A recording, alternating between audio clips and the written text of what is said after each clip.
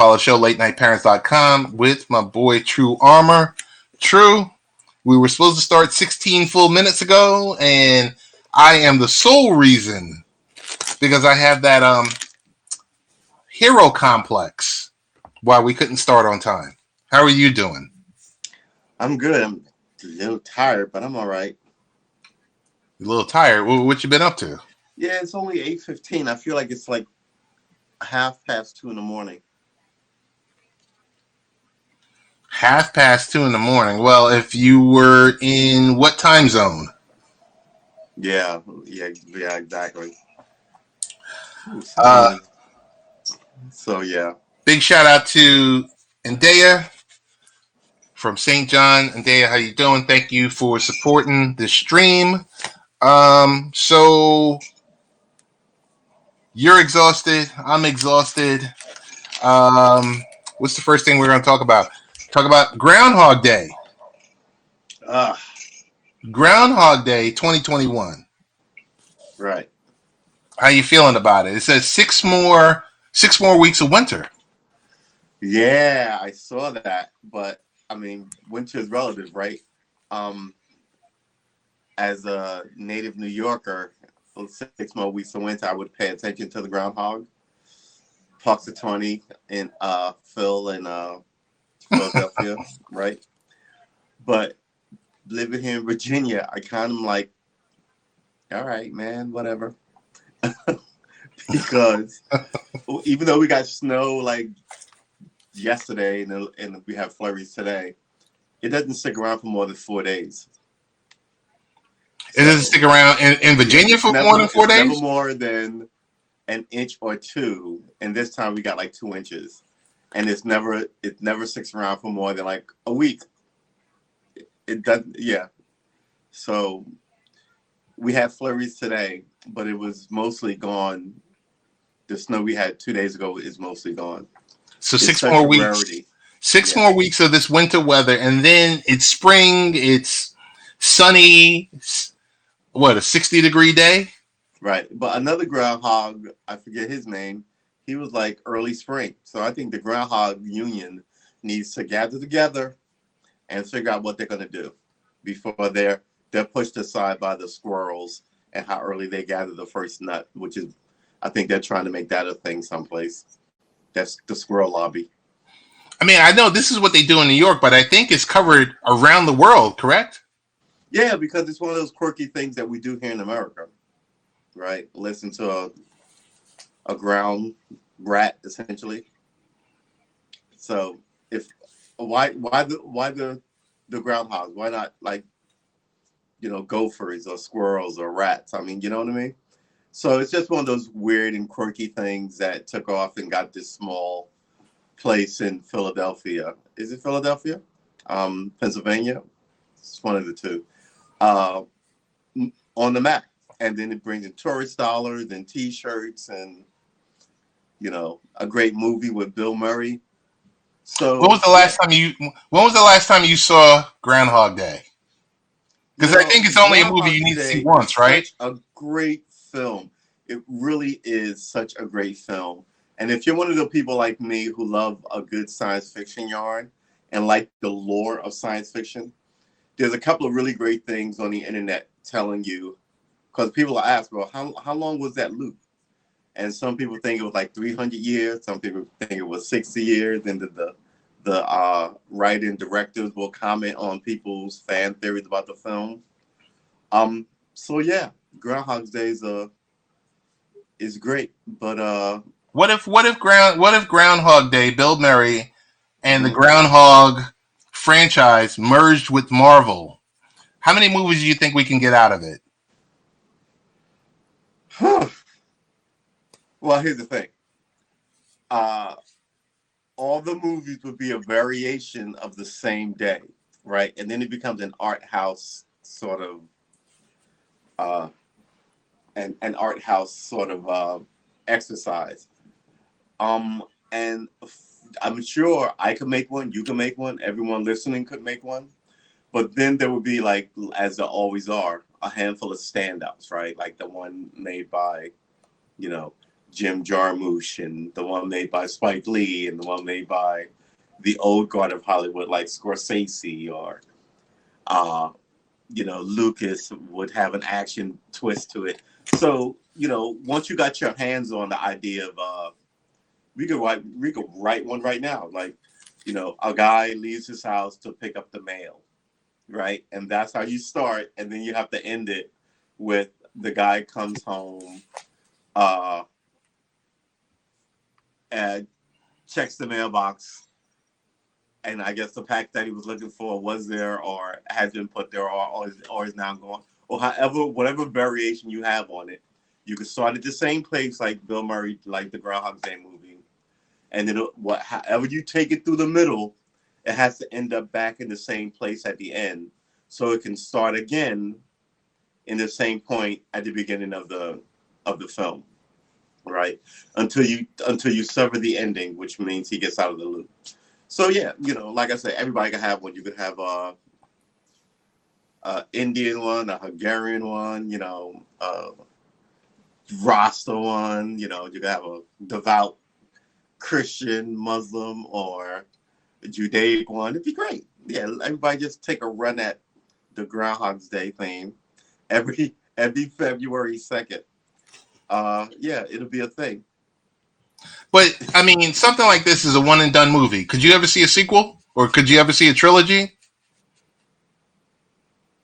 Yeah, I could. I mean, it would be different days, right? Maybe that would be the first day of that week, and Wednesday he'd have to do it again, and then Friday he'd get, or maybe it shows up every 30 years. I mean, who knows? You could. I mean, I just riffed off two really good ways that you could make that a good trilogy. But it always comes down to the writing, and one of the writers passed away, right? The guy who wrote Ghostbusters. Ivan Reitman. Was it Reitman? Right. Yeah. It was Ivan Reitman. I was thinking about Ramos. Why was I thinking Ramos? Anyway, but yeah, so that kind of energy, and there's something to be said for like the original creator of an idea that becomes popular before other people take it over and write sequels for it, right? So, I mean, the Star Wars franchise, you could argue, went off the rails when Lucas gave it up. But he gave it up for a good reason. He gave it up for what, $4 billion? Come on. Yeah, that's a good reason. Come on. Yeah.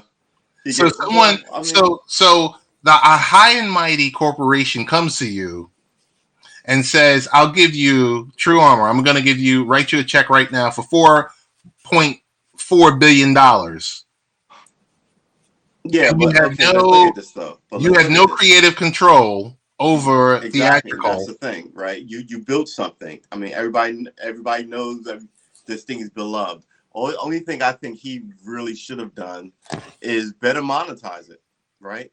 I mean, he essentially would have made $3 billion off of Star Wars anyway, right? He would have made $30 billion off of Star Wars anyway. Everybody loves the lore of that world. Giving it to Disney, I guess the only thing I would say about that, it would likely be better. What's the word I'm looking for? The symbiosis of how they would roll out everything would be better, right? Just because they've been doing it for 100 years, and it wouldn't be it's annoying now. I was about to say it wouldn't be disrespected because Disney doesn't do anything rated R with any of these characters, right? And they protect their not yet. IP. Not yet. So like if you're gonna go, I really like what I created here. Whose hand am I gonna leave it in? So it's respected. Disney is a good choice. If you're me who grew up with it, you're like, Disney's gonna make it extra lame. It's not. I mean, at least I don't know, man. But then again, Star Wars is not edgy. Star Wars is PG violence, right? Hey, I want to give a big shout out to Information Man. I'm sorry? I said I want to give a big shout out to Information Man. Thanks for the subscribe. Thanks for subscribing. So you said Star Wars is not edgy. No, it's not. It's PG. Okay. I mean, it's like cowboys and Indian violence, right? You wouldn't shriek from that. It's people on horses shooting guns at each other, yeah, but in this way that sort of doesn't I want to say doesn't affect your life or your psyche, right? So you're not going to have dreams about cowboys coming to kidnap you. You know what I'm saying?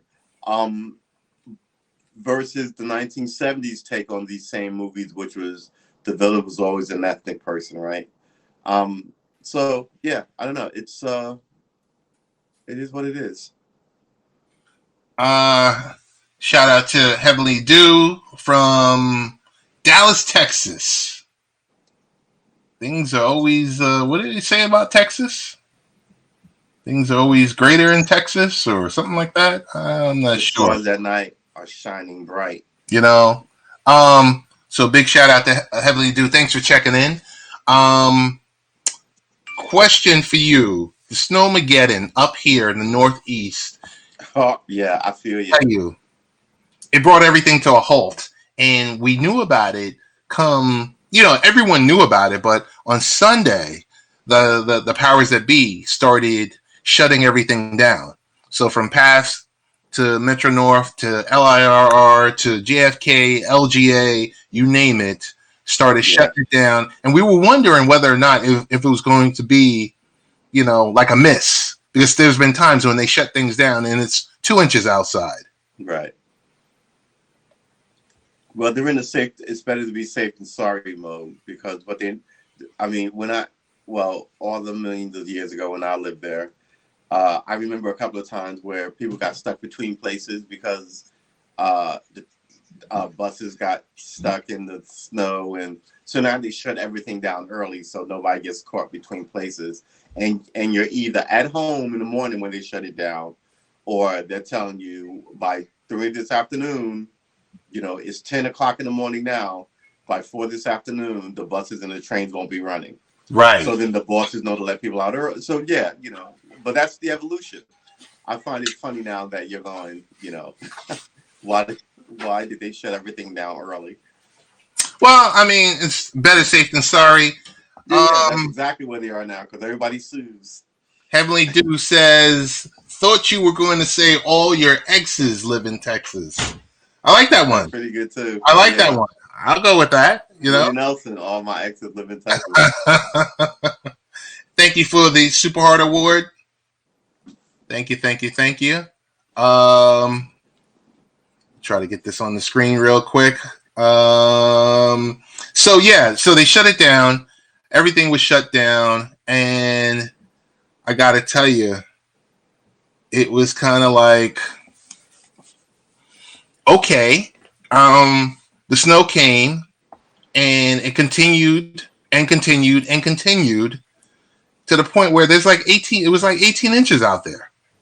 Yeah, but y'all are New Yorkers. This should not surprise you. Oh no, it doesn't. It didn't surprise, but I was just glad that. But the one drawback this should be good because you know what? Now you have to stay home. You know what I mean? In a pandemic, you have to stay home in a northeastern storm event. But listen, you had to stay home, but there are no more snow days. With the advent of Zoom and the pandemic, we used to get a snow day. Now it's just like, oh, you're going to have a remote day. Powers go out during these snowstorms, so Zoom isn't even reliable, right? Well, that's true. So, but I'll tell you this much, from a standpoint, very little work was canceled. Yeah, I can see that. Everything was remote, and it was kind of like business as usual. Yeah, I can see that. It used to feel special when you would wake up and you would run to the door and you would see that, oh my goodness, look what happened. It's snowing, everything is shut down. It's done. Like a Folgers commercial. It's done. It doesn't exist. Yeah. I don't know. Hey, we're going to talk a little Jeff Bezos. Dude. Yeah. When you're worth how many billions of dollars, and you say, hey, I'm going to step down and become the executive chairman, his money doesn't change. No, he's still running the joint, right? So chairman's CEOs answer to chairman's, and what is his official title? He's going to be Executive chief chairman. chair, Executive which is chair. over a chairman. Executive chair. Executive chair, which is over the chairman. Yeah. So he's the person. He says, I own the place. He could be, you know what, he could be janitor if he wanted to be. Well, he's just not gonna, the day-to-day stuff. He still runs, but the Hudsucker Proxy. Say it again. I said the movie The Hudsucker Proxy. Right? He's the founder and originator of this beast. He can be whatever he wants in it. Yeah. So it's very much like that scene in Hustler where Woody Allen comes back after being shot and he's away from the office forever. And he just rolls back in and sits in his big chair at the end rolls back in to like where his big chair would be. And instantly has to fire one guy to show that, it is still his company, even though he hasn't been around for like a year. Not a year, but like a few years after this shooting. But it's that. So maybe he just kind of like got sick of being there every day and wants to do something else because it has been 30 years. But it's not like he's sold off stock or he's being fired or, if he comes back, he's still running the show. Yeah, no, he's still running the show. He still has I think it's a non-event. The Blue Origin, his, the private, his private and space. Right, which you don't hear much about. Elon Musk is eating up the oxygen on that. So the Virgin Galactic, Richard Branson. You got Elon Musk. You hear something about Richard Branson though. You don't hear much about Blue Origin. Yeah, the stuff with the Washington Post. Well, yeah, you hear a lot about the politics of. Right. The fact that you can have a distribution center in every state throughout America. Yeah. Anywhere where there's an airport, you look, there's a distribution center probably 5 miles away. Makes sense. I don't know. I don't know if it moves the needle or not. Does the stock go up? I think the stock goes. Yeah, I don't think so. I think the stock stays the same. He's still in charge. It's a title change. It's a what do they call it? It's a distinction without a difference. You know what I'm saying? It doesn't make any sense. I mean, like I said, nothing changes.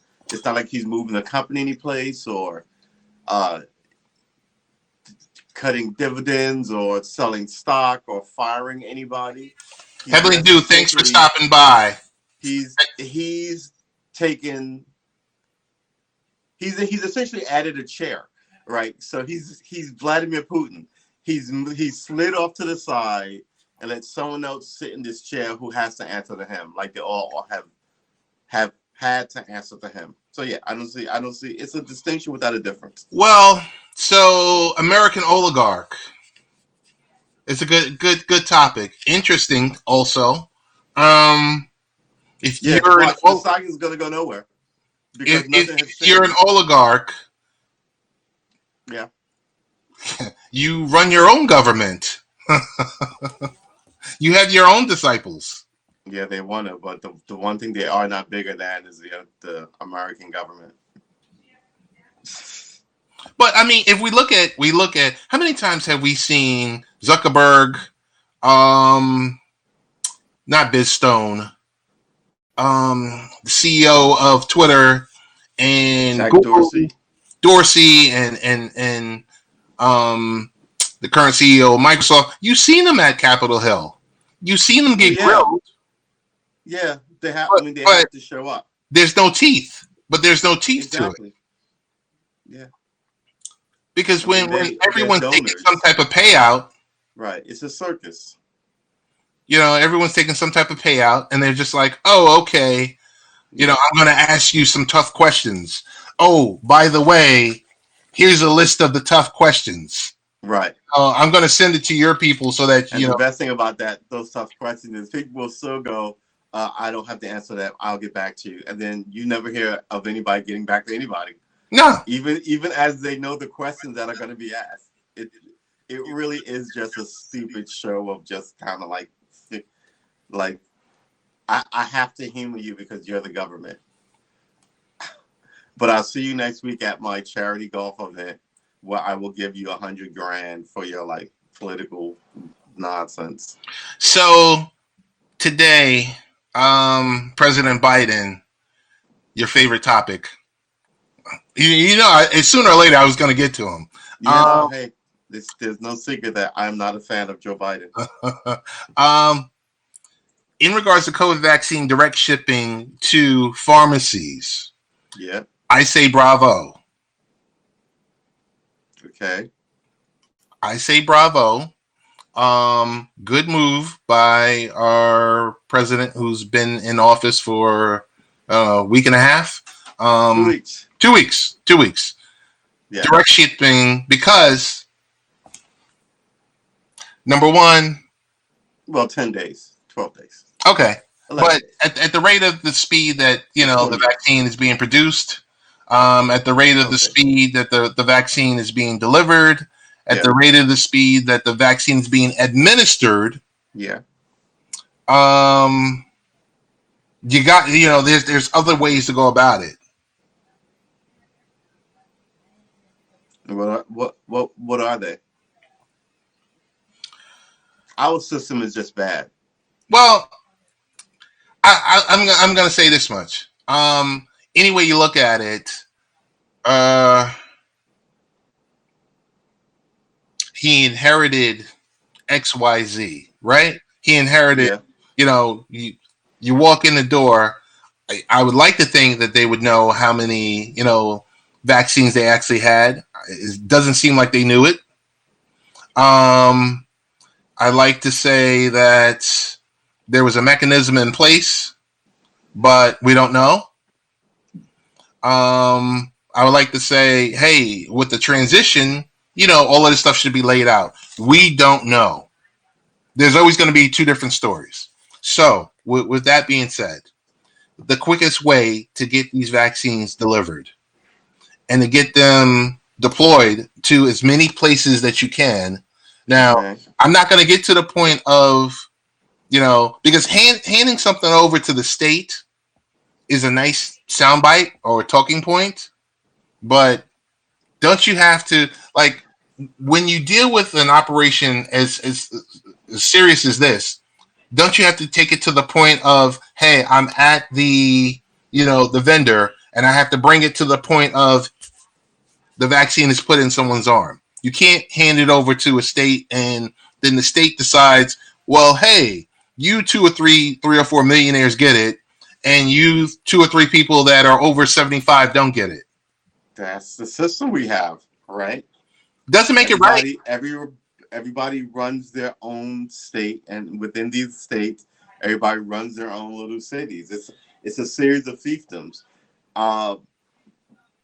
Yeah, I mean, the system doesn't make any sense, and you know, it's not like the federal government had enough vaccines in the first place, and then it's not like they handed it out to the states with any common sense or any clarity, and then the states also didn't have a plan for them and mucked it up as they patted themselves on the back, you know. So I mean, we're America, man. We're not the communist Chinese where if you screw this up, they'll take y'all back and shoot you in the face and send a bill of your execution to your wife and children. You know, we've got a lot of, hey, maybe we should stick it in the left arm. Well, hold on now. I think we should stick it in the right arm. We need a committee and a group to vote on which arm is appropriate, and you know, then we need a subcommittee to see what kind of needle should we go with. And before you know it, it's just. So how would you? What would you do? It's the American way, man. But what would you do to get this deployed? what would be your thought process to getting this deployed from the point That's of the thing. You would have to picking it order up people to do from it. And you the can't in pharmacy? our system. You can't order people to do it. And you would have to. If you want it to run smoothly and without drama, you would have to connect it to people's paychecks. If you don't get this thing, we're not going to license you to work. And we No, don't but license people to work in it America. through. Walk us through from the point where you're dealing with the company. You're dealing with the company. They're developing it. Walk me through. Like, okay. How would you go about it? Well, here's the thing. I like to cook. I look at this like cooking biscuits, right? If I have a party and I promise everybody chicken and biscuits and 100 people showed up, it's still going to take me a while to cook these chicken and biscuits, right? Biscuits only rise so far and so fast. It's cooking chemistry, right? You have to cook the chicken for prep it. Even after you prep it, you have to cook it for X amount of time per side to get it done. So you can't flash cook these not viruses, these vaccines. You have to, and I'm not even one of these science, what do they call those guys? Virologists. But I know that, it's you can't just microwave and have them be ready. You need to cultivate is the word I'm looking for. Excuse me. You need to cultivate these viruses so they're, off of I think it's like I don't know. I was about to say I sort of thought it was like how you have a strain of like pizza dough, right? So you can keep growing that dough and making pizza off of that one, batch. I thought it was going to be something like that, but it probably isn't. But the idea is still that you still need to like grow and culture these vaccines so you could then ship them out. And I think ship them out is problematic because they need to stay cold or as you get them from point A to point B. And then of course they're not good for they have an expiration date on them. So how fast can you make them? It's like whiskey. If I'm making 7-year whiskey and my whiskey house that I've had a nice storage of goes up in flames, it's going to take me a while to, like, 7 years of making whiskey to get this whole thing back up so I could sell somebody, I don't know, 1,000 bushels if I only have 10. You know what I'm saying? That makes sense? Yeah. Hey, Information Man is going to join us for a segment. Get on in.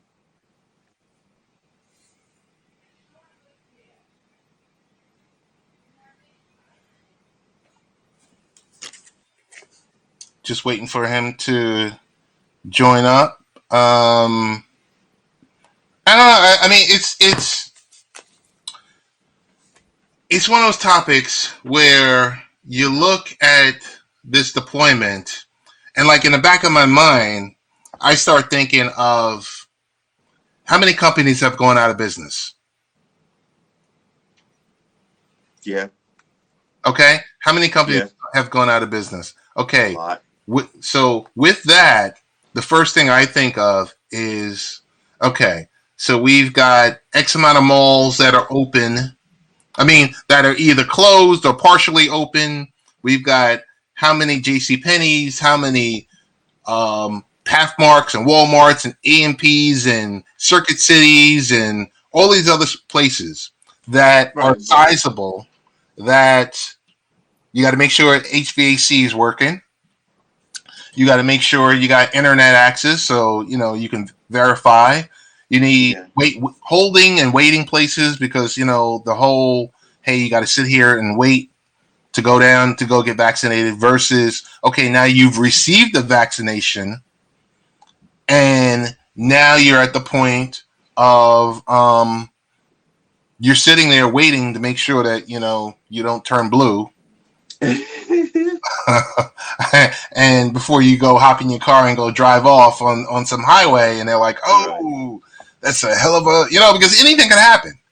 No, right. Any type of shock or anything like that. So, we got to be careful. But I'm thinking from facilities wise, there's more than enough facilities here. How many, since this pandemic started, we lost 9 million jobs, right? Okay. I mean, I don't know the numbers, but that sounds about right. About 9 million jobs. 4 million of those jobs won't be coming back, right? Right. We're in the middle of a crisis. Okay. So we got X amount of people that are depending or waiting on stimulus that are able-bodied people that can work. Right. I'm not sure, but how hard it is, but medical training on becoming a vaccinator. I'm not sure how intense it is. Wait, so now you want to treat healthcare like it's McDonald's, hire anybody? No. I want to be able to fast track getting these vaccines in the arms of people that want to take them. By having them put in the arms of people who are not medical professionals? I want to know, what do you have to train the person on? I would have to research, what do you have to train a person on giving that person a shot? Think about it. So the person... It sounds like the last desperate measure when you're hiring. What I'm talking about, employees to give people needles. What I'm talking about is right. I would equate that to losing the war. I would equate that to the American military beginning to recruit 12-year-olds. Right. So that's when, But what do you do? Because you can stand on the sideline and say, well, I think, you could be that pundit on Fox News to say, how dare they do this? Or that's true. I mean, it's at a point of, okay, so what do we do? How do we fix this? How does this get addressed?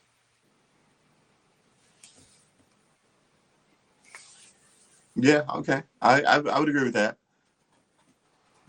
I mean, you can sit around and go, how do we fix this? How does this get addressed?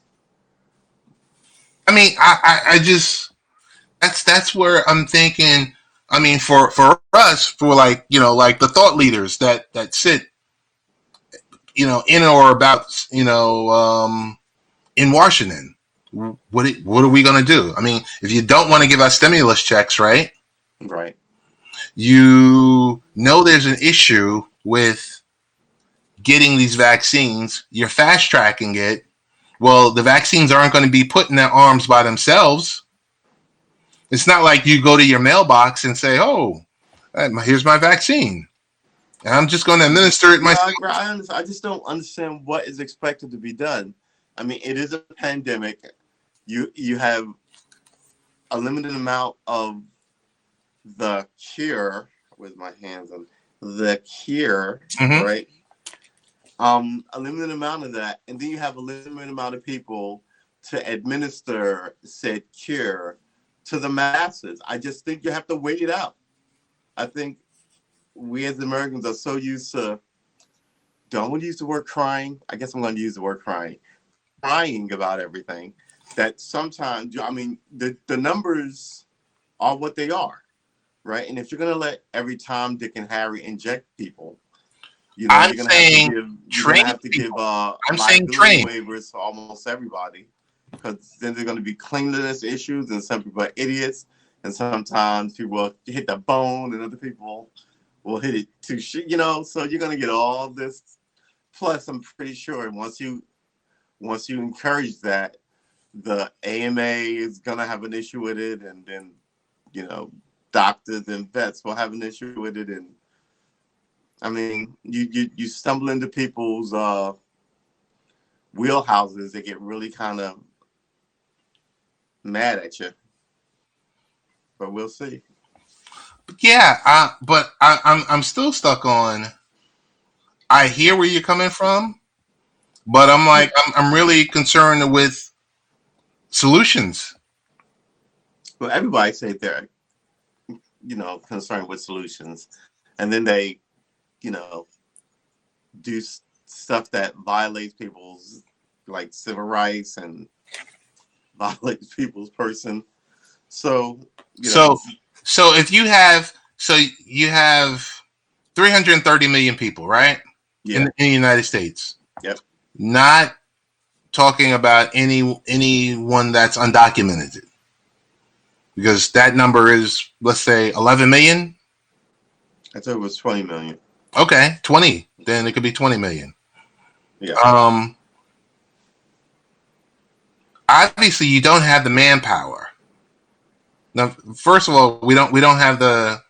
I think we have 20 doses of the vaccine that they're trying to locate, or they're being very vague about.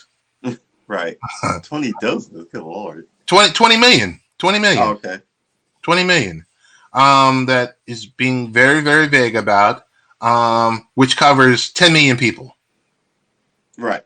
But if you don't have the trained technician, so tell me this much: when someone has to receive if you insulin, wanted to give 1% of this country stood up and waved their hands to get this shot, 1% of this country is 3 million people, right? 3.3 million people. 10% of this country is 33 million people. That's a lot of people to be poking in the arm with this let's call it a cure. This cure. Okay. How you doing? I just think there's a lot of people and not that much of the virus so far. You still need to manufacture a lot of it. And then on top of that, there's not a lot of people who can give it to you. So, I mean, it is what it is. Information Man is in the building. What's going on, man? How y'all brothers doing? Great discussion that you're having. I just wanted to add my 2 cents. I was hearing the brother.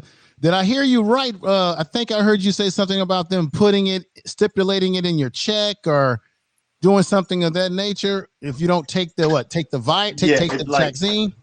Right. I was saying the only way that they could do that, which they don't do here, to get it under control is to make you take it and tie it to like your economics somehow. But we don't do that here in America, which is why I made the point of like China. China has it under control because they can arrest you if they say don't go out and you go out, you're going to jail.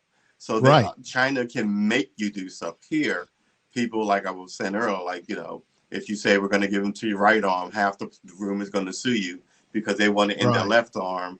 And, some people want it in the morning versus some people in the afternoon. And then there's got to be committees and lawyers and, so... Yeah, I mean that's China, where it sort of works here.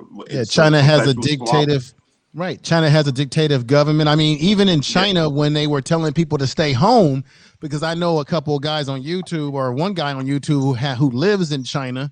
Okay. Mm-hmm. And they were literally putting tape or something over people's doors. Yes, I remember this. And if you broke through that, if they could tell that you breached it, your ass was going to jail.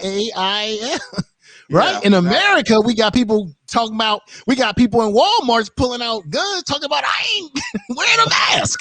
Exactly. Wait. This is going to be a great segment. So if the federal government cannot mandate that you take this virus, take this vaccine, they're just going to push it to the corporations. Hold on, don't rip me apart. They're going to push it to the corporations. The corporations will then turn around, take a check from the federal government, and then turn around to the employees and say, hey, if you want to work here, you're going to have to take this. Yeah. I've seen this done at the city of New York. City of New York Mhm. is going to certain branches are mandating like, hey, you have to have, there's like kind of like random COVID testing. So like, they're in your building and they're swabbing people. The person told me a story that they came up to the person and told them that you had to be swabbed for COVID. The person declined. Wow. The person said, "I'm an Israelite. I'm not taking a COVID test. You're not putting anything in my nostrils." And they said they pulled him. They pulled the brother to the side and said, "Hey, I just want to let you know, this is what this means. Here's the document. Right. It's mandated within your contract." He then declined again. They sent him home. He's been home for the past week and a half. And it's to a point where when you're at war, the two sides are never going to be even. One is going to have more soldiers than the other side. The one war chest is going to be bigger than the other one. So that maybe at day 12, the Israelite said, "Hey, can I take a spit test?" And the branch said, "Oh, saliva test? No. And don't contact us. Contact your union." It's going to get pushed down to the corporations. If you want to work, it's going to get pushed that way. You're absolutely right, and I'm gonna tell you why. I live in California. I'm in Northern California, and I work for the state. Okay. And this is just even before we even talk about COVID. Every year we have to take, it's the basic thing, a TB shot. Yes. And at my place of employment, you're given so much time that they offer you to take the test, and if you don't take it by a certain due date, then they can tell you can't come back to work unless you go to your own personal doctor and take care of the situation. Right. You can't come in. Right. Currently where I'm at, I take the COVID test every Wednesday. See? So then what happens is they swab my nose when I go in tomorrow, they'll swab my nose, and then we have it electronically where if you got it, they'll come knocking on your door or call you up and say you can't come to work. And I can also look at my results online every week, right? And if I don't take that test, there's hell to pay. They can say, "Hey, you can't come to work." Now check this out. They're offering the shot at my place of employment. What they did is they said, "We will make it optional. You can take it. It's not going to be forced on you," because Gavin Newsom, which is our governor, they made it optional. However, we know, come on now, brothers, we know that optional can be made mandatory. Yes, they could change that like yesterday's win. Correct. You hit it right on the head. And I'm just, there's ways around this. I just feel there's ways around it. I don't know. I mean, it won't be the last time we've heard this. But I wanted to get both your takes on AOC put forth that her IG live. I don't have the recording. I would play it. Yes, heartbreaking. It is. This is what I hate to say, this is politics in 2021. What we saw a few weeks ago. What's your take? What's your take on her video? Did it move the needle for you? I didn't see it. Okay. I got to be honest too. I didn't see the video. She was okay. So she was talking about how she was feeling Right. on January 6th. Okay. She's been talking about that since January 6th. Yeah, January 6th when the Capitol got raided, and stories are coming out about, you know, she went into, I forgot the congresswoman's name, but she went into her office and she was shook because you could see, she could hear people screaming, people, you know, people chanting, you know, kind of like, you know, where is that bee? And they weren't chanting or saying where, you know, to say hello to her. You know, I just think this whole thing that we're going to run into within the next week, how you have, you know, one side that says, you know, hey, we should move forward, and the other side is like, yo, our lives were in danger. Interesting. I just wanted to say something is there's a disconnect in this country. I mean, there were people who were at the inch of their lives. Hell, even Mike Pence, they were talking about they wanted to hang Mike Pence, as you already know. They had gallows outside waiting to get their hands on him. And had they got their hands on him, bad things would have happened. I've been talking about this on my YouTube channel. I've been going over this issue, and something's a disconnect. People's lives were in the balance, and somehow they want this whole thing to be swept under the rug. Matter of fact, you had the officers who were talking about what these people were doing to them.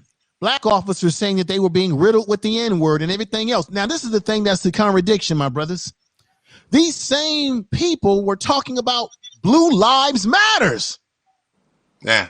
And they were out there fighting against the very group that they were telling me and you, Blue Lives Matter. And they were fighting them and throwing fire extinguishers at the head. Killed a cop in there. There's that aspect of it, and then there's the aspect of when the officer goes home after working that shift or working a couple of shifts, and then goes home and sits in their place and starts to think about it, as you know, as we all do. So we all go to work, we all come back, and we all like think, oh, hey, here's what happened today. Here's what happened that was good. Here's what happened that was bad. Here's what I could have done differently. I could have, you know, handled this conversation or this interaction, you know, this way. And you know, we've seen or heard of 2 officers that have taken a life. I mean, we factor all of that in. So, Tru, I want to give you the floor. What's your thoughts on that? I don't think you can blame this rally on these cops killing themselves, right? It may, I mean, other stuff goes on when this happens. If this is the straw that was too much for him to bear, then that is sad, but that is no one's fault. You know what I mean? The person who died, though, at the hands of these protesters, that's different. But like when people die at their own hands, it's a dangerous game to attribute blame for that. You know what I'm saying? I mean, and don't get me wrong, politicians will want to, you know, move on it for election points and positioning and all this stuff. But, you know, that kind of stuff is what got us here in the first place. Well, right. Well, can I ask you, brother, how do we live in a society where we grow up and we're taught that when you do wrong, you have to be held accountable, that you can't blame other people. You have to look at yourself. But we know that there was a situation that happened at the Capitol, a place where I've got family. We know that something happened. Whether you believe that Trump stirred the pot or not is everyone's own opinion. We know that people died. We know that they were frustrated about the political system, believing that the election was stolen, whether you believe that or not. But one thing that we do know is that which is a misnomer, is that a lot of these white folks, white people that were up there doing that, they weren't all poor and out of doors with no shoes on. A lot of them were business owners, middle class, and what have you. Right. They don't tell you that little part of the story. Yeah, you're right. You're right. It's we sit here and you know, from my vantage point being in New York and you being in California and Tru being in Virginia, it's three different aspects. The New York and California are kind of close because it's left leaning, and these people were getting put on blast in every type of print, online media. Their pictures were just posted just everywhere, and you know, you see the business owners that both of you gentlemen were talking about. Hey, I took my private jet down here because this was something I believed in, and you're just sitting here like, well, what in the world? I mean, we all know we're aware that, you know, there's two different Americas, and we're also aware that, you know, as much as it's been said by everyone, if that was BLM, all hell would have broke loose. Well, all hell did break loose there. No, but all hell would have broke loose Right. the other way. With the cops were given let's call it a vigorous response. Yeah, I would agree with that. Well, I mean, if it was BLM and they're sitting in the Capitol and the officer walks in, he wouldn't be asking you if you want medical attention. He wouldn't be asking you nicely, hey, would you mind leaving this area? Because, you know, no. The holster, the hand is on the holster, the clip gets popped, and other things are going to happen. Yeah, I agree with that. And then it's the cost of doing business if there's any carnage. Well, someone did get shot in the chest. Don't get it twisted. Right. Someone did get shot in the chest, and the shenanigans did cost somebody. Today it was mentioned that what was it mentioned? That the officer is in the clear. Yeah, there won't be any charges. There won't be any charges. I don't see why there would be. I tend to agree with you. Yeah, I think you got off lucky because the cop only shot one person, and in situations like that, there were people with guns, so it could easily have gotten ridiculous. You know what I mean? From posing with these guns, I mean, flashing guns will get you shot. Right. Yeah, I think these people were just feeling themselves. They were like, look, I told you this. Who did I tell? Did I tell you? Or did I told my buddies Panic. The idea that they were going to rush in and do anything is ridiculous. I mean, if they rushed in and killed all those people, no one is going to be following them, right? The military is not going to cede leadership to them. I'm not following them. The guy who's your Secretary of State? The guy with his feet up on Pelosi's desk, huh? Who's your foreign policy guy? The guy with the zip ties? No one.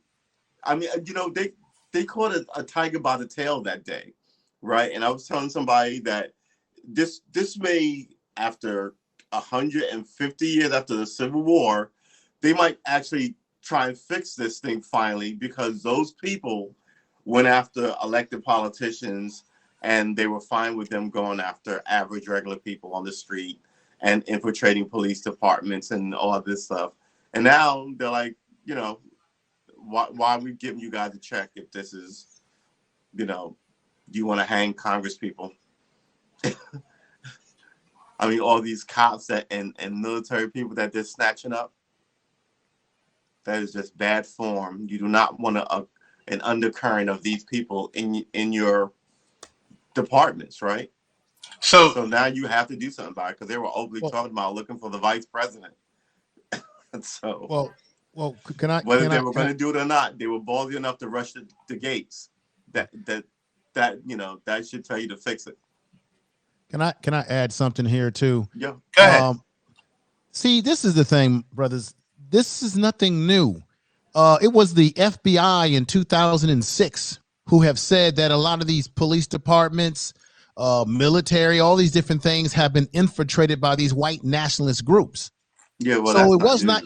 Yes, so that wasn't. I mean, Bull Connor was like the terror of like the Black Rights Movement in like the 60s, right? And he was a sheriff, and he got help from all the sheriffs around him to do this stuff.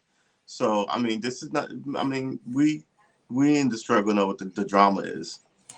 Right, but my point I'm trying to make here is that I find it interesting how these white nationalist groups, and I know the reasons why, but for the sake of the conversation, how these groups have been able to thrive in this country, where they were able to they literally made it their business to neutralize what they would call black militant groups, such as the Panthers. So they made it their business to neutralize them, while they allow these groups to strive to the point that they organize. I mean, it was reported that some of these guys were obviously Oaks Keepers, Boogaloo Boys, Proud Boys were involved in this, ex-military. And then, of course, how many did you brothers hear about this? In the Capitol, some of these politicians like Clyburn, they have two offices, one that's labeled and one that's secret. Well, it was reported, I think Michael Moore talked about this, and there were other people that worked up there in the Hill, that it seemed like some of these people knew their way around this place, where they knew where certain offices were at that they were looking for, almost as if they got intel from the inside. A little too well. They knew the place a little too well. Well, the feds is on them now, so not everybody's a master spy once they start yanking people up. I mean, the guy with his feet up on Nancy Pelosi's desk already took a deal and is pointing his fingers at people. So, I mean, these guys are not cut from stone, die-hard espionage guys. They're beer-swilling, fat, lazy, excuse my language, but shit talkers, quite frankly. And like I said, they called a tiger by the tail, and that tiger was the U.S. government. Yeah, you're right about that. And all the stuff that they see that they think we deserve, they're about to get. Well, let me say this. Some of these people, I mean, this is the preliminary information they put out there, but it looks like some of these folks might get just a misdemeanor. They may get just what do you call it? Trespassing. Right. They all went chronically stupid. I get that. But the thing about that that's crazy, people, the guy they're looking for who planted those bombs. Yeah. But some of them were just, quite frankly, federally trespassing. Right. You walked in, you didn't hit the cops, you took stupid pictures near stuff, you didn't seal anything, and then you walked out. They got you for trespassing. It says your photos and your GPS thing. But the people they're building cases on, who are throwing fire extinguishers and whacking cops with bats and then taking selfies and stealing shit and are just totally embarrassing politicians, it's their butt. They're looking at 40 years in jail. Right. So yeah, you better make a deal. The guy who went and with his mom, I mean, that is just that is. The guy who gave up his mother. Yeah, the zip tie guy went with his mom. So really? No, I didn't know that. He gave up his mom. Okay. No. He had the mask on and all this stuff, but his mom didn't have all that stuff on. Her face was open. They were always within like 10 feet of each other too. So it was like, and then there's a picture of them leading up to it, of them walking around taking selfies around Washington at the rally. And then there's pictures of him without the mask on, with her talking to random people as they leave the Capitol. Right. So all through that day, people were taking pictures in that zone, pinging off of cell towers, Unbelievable. Yeah, it's incredible. It really is incredible how. So is that a lack of understanding of how technology works? Yes. Is that boldness? Is that stupidity? How do you classify that? it was arrogance, and I think it was stupidity. Right? There was a case in Britain, like I want to say 20 years ago, where these guys, I want to say, robbed a diamond jeweler, and they did it like in the old-fashioned way, but they left prints every place, right? And the people found them, essentially called them like analog thieves in a digital world, right? Because they were tracked by their cell phones, and they just left such a heavy digital footprint. And all these guys ended up being like 55 and 60, and they were caught so fast just because like they were out of their depth with just how far out of touch they were with the world that they were living in. And this strikes me as that. I mean, I think the only one who came for business is this guy that they're still looking for, who planned these pipe bombs, because there's like he ghosted in, planned these bombs, and ghosted out. Right? He didn't, after this whole thing, he didn't sit around, take his mask off, and talk about it with people. Right? He came for business. So, and when they catch him, he's going to do a life term, because they're going to get him. Because you got to get there somehow, and you got to get out of there somehow. So I don't know. I mean, they'll run across his credit card or his Wawa ticket or some nonsense. But it was quite a thing to watch. I mean, I've seen some stuff, and I sat there with my mouth open, like, what? Under the same reason I'm talking to you, like, nobody's following you. What are you doing? Even if you got what you wanted and you heard a congressman, you're just, you're just going to be, I don't even know what to, oh, good Lord. You got no support, but you listen to your own circle, listen to these alt-right talk shows, and get drunk off your own nonsense, and here you are. Well, can I put this on the table? Do you gentlemen believe or not believe that from the day that Donald Trump got elected in 2016, that this is a pump that's been priming? There were people that warned that something like this could happen, but nobody was listening.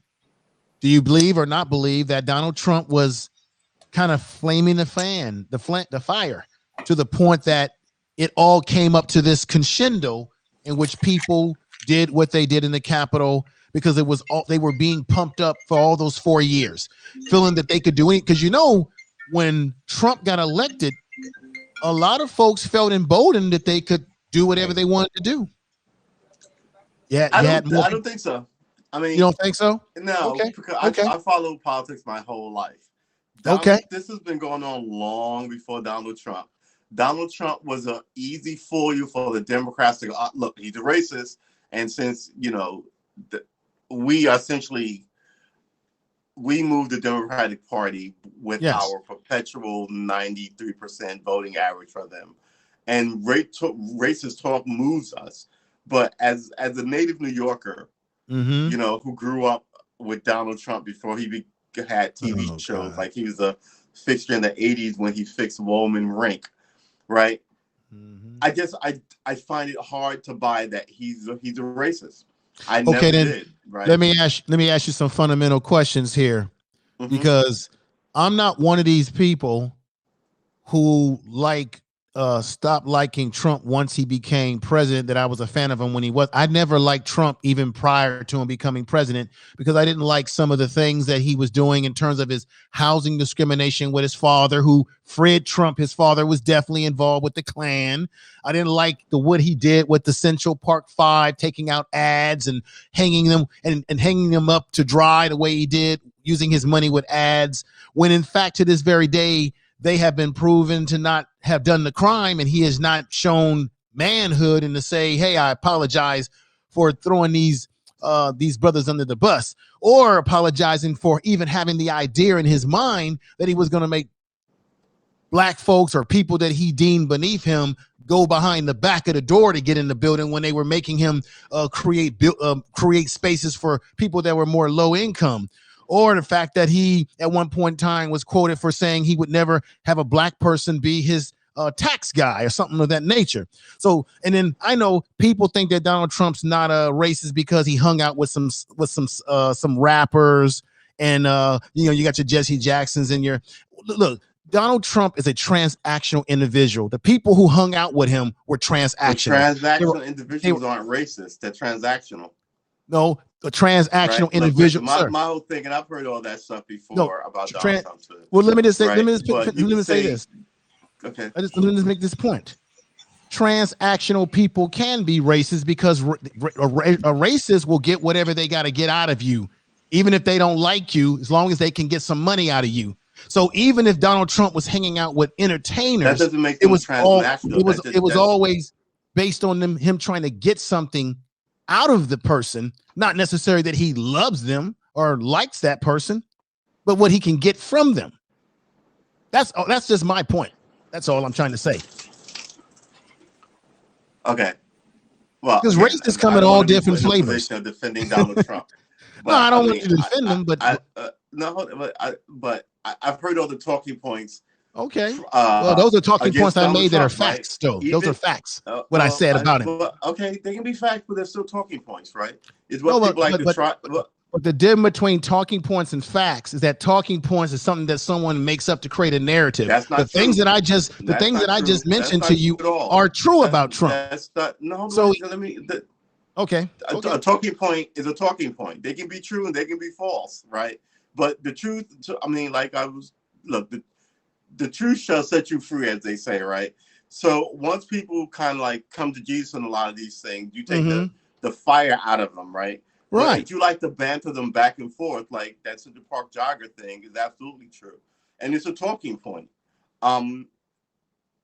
It's like when the right goes after Clinton, right? All these women, and after Hillary Clinton, these emails and Benghazi, right? These are these talking points that they won't let go of. But I mean, they're true, right? But they are what people are relentlessly want to remind people of about an individual and hang them with a topic or whatever. All those things are true. Okay. But my whole thing about this whole Donald Trump is racist thing is he's was there for 4 years, right? Yes. Meanwhile, the Clintons were there for 40, right? Yes. Biden has been there for 40. Yes, sir. I mean, there was no racism then. I mean, well, Clinton threw everybody in prison, right? Well, let me make something clear to you. Hold on. Okay, I want to make a point clear to you. I know, but I listen to about me. Point, so, about me. I'll listen. I mean, I'm doing so the same thing with Hillary. I mean, she let them destroy Acorn, which sole reason for existing was to I'm about to say elect, but to sign up black voters. True. And she lost because Acorn was not signing up black voters. She wasn't even smart enough to pad her lead, and then she needed those votes. So all these things existed long before Donald Trump came about. Right. For the Democratic Party to now act like, wow, look, racism, Donald Trump, can you believe it? We are all shocked. This man must not be allowed to do X, Y, or Z more. Right. I'm just kind of like, ugh, whatever. Right. Like I said, I've heard it all before. Not a fan of Donald Trump, but also not a fan of being what's the word I'm looking for? Being gaslit, quite frankly. I know who the problems are, and I know how long they've been a problem. Right, right. Well, I think Donald Trump's incompetent, and I think he's an arrogant rich guy. I think he thinks he's better than a lot of people. I don't think he thinks he's better than me because he's white. I think he thinks he's better than me because he's rich and he's a snob. I think he thinks he's better than the governor of Jersey, the fat guy. I think he thinks he's better than him, not because he's, you know what I'm saying? I think Donald Trump, sometimes things look like things and they're totally separate, right? And I think this is what you got. I think Donald Trump is just an arrogant, pompous, rich kid who, had a charmed life and pulled a lot of dirty tricks in the business world, But I think the racist talk they had, yeah, he said that thing about the Central Park Five, but he wasn't making laws against people like the Clintons were, right? Yeah. Like Biden was. So Right. when I hear this whole, Donald Trump's racist, I go, don't get me started, because I'll start. Yeah. Well, the reason why heroes. The reason why I said what I said is because let me just tell you something about me, because a lot of times people get it mixed up. First of all, let me just say this. I don't like Democrats, and I don't like the Republicans. Democrats screw you with Vaseline. Republicans screw you without Vaseline. I don't like Jim Crow Joe. I'm not happy about what he did with the crime bill 94, where he set up there with Jesse. What was that? One of the original Dixiecrats, a Strong Thurman. Yeah. And he corrals with those folks. I didn't appreciate that. And I didn't appreciate the fact that we forget, not that you're forgetting, but we also forget in general that Bill Clinton signed the actual damn bill that he put together. So Bill Clinton deserves blame as well as Joe Biden. I didn't care for the Clintons whatsoever. I didn't care for Ronald Reagan, Jimmy Crack Corner, none of them, because they've always done things to undermine black society from one way or another. My thing is that racism is racism, whatever package it comes in. You had racists in this country, like the Frederick Douglasses of the world. You've had racist white men who have had kids with black women, and they still were racist. Hell, Strong Thurman had an illegitimate black child. Okay, so when it comes to sex and all that, racists, they don't care what color you are as long as they can get some of that cooch. So racism comes in so many different packages. It can be friendly. Oh, okay. There's racist people that have black people that work for them, pay them a fee, but they still won't share one important thing with us: power. They'll let you run down a football field. So big deal if he gives football players opportunities. White men have always enjoyed black men playing sports for them, like they're back on a plantation called the football field. That's how I look at it. It's all different styles of racism. And Donald Trump appreciate that. I appreciate the passion. Yes, sir. Clearly, because, but I do believe that this. I mean, I can't pin it on Donald Trump. Yeah. I would love to pin it on him. Mm-hmm. I can't, because we saw 8 years of Obama. Right, which was bad for us too. We lost wealth under Obama. And as much, I mean, we all love President Obama, former President Obama. I think, I wouldn't say we all love former President Obama. Well, most of us. I'll say most. Right, there you go. Over 50%. All love him, but we saw a certain, we backslid a couple of steps. Right. And I've said previously. I've said to various crowds that I wish Obama was the way he is now in 2020, 2021. He was that way in 2009 through 2017. More outspoken. He hasn't been that outspoken. Well, I think to a degree. I think to a degree, it's to a point where when you can become outspoken when you can't. It's frozen on my end. Okay, you can become outspoken when you can't run again. Exactly. You got to think about it. It was he had a quick run from the senator to 2 terms of president. That's it. 2 years. You're done. Censorship, right? So you're done. He doesn't have anything. Yeah. He doesn't have anything to risk. I just think Obama was a disappointment. I mean, he could have taken care of the criminal justice system and looked into these cops, and he didn't. Right. So. No, I have to agree with him. I think he dropped the ball on a lot of things. I mean, it's unfortunate that if you were a well-off black person, middle class, upper middle class, you made a little bit of money under Obama, but the masses of black people at the bottom lost more wealth, especially in housing, and I think the brother is completely right. it's easy to talk big with a big stick when you don't have anything to risk anymore. And let's be honest, Obama made out pretty well. He's one of the richest ex-presidents to go into retirement after being president. The man has made money because, believe it or not, people don't want to deal with this. Obama was a corporatist. Okay. Yeah. He was a Main Street man. Yeah. Well, something Mike Patton just joined in, and Mike Patton is correct. After 2010, he didn't have the House, he didn't have the Senate. So he was. Yeah, but he had 2 years with the House and the Senate, and he didn't do anything. Well, he got. What are you talking about? How many people have health care? How many people have health care? But I don't know how many people have health care.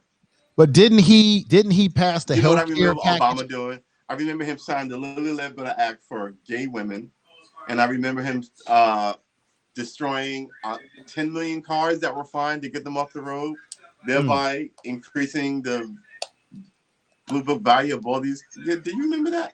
When he destroyed all these perfectly good cars? And when neither side, Mike also said, when neither side works together, neither can get anything done, period. That's true. Everything is an executive order. And that's what we're seeing. We saw that for, we saw that for Obama's presidency. We saw that for the 4 years of Trump. And right out the gate, you got Biden, who's the king of the executive orders. Yeah. Right.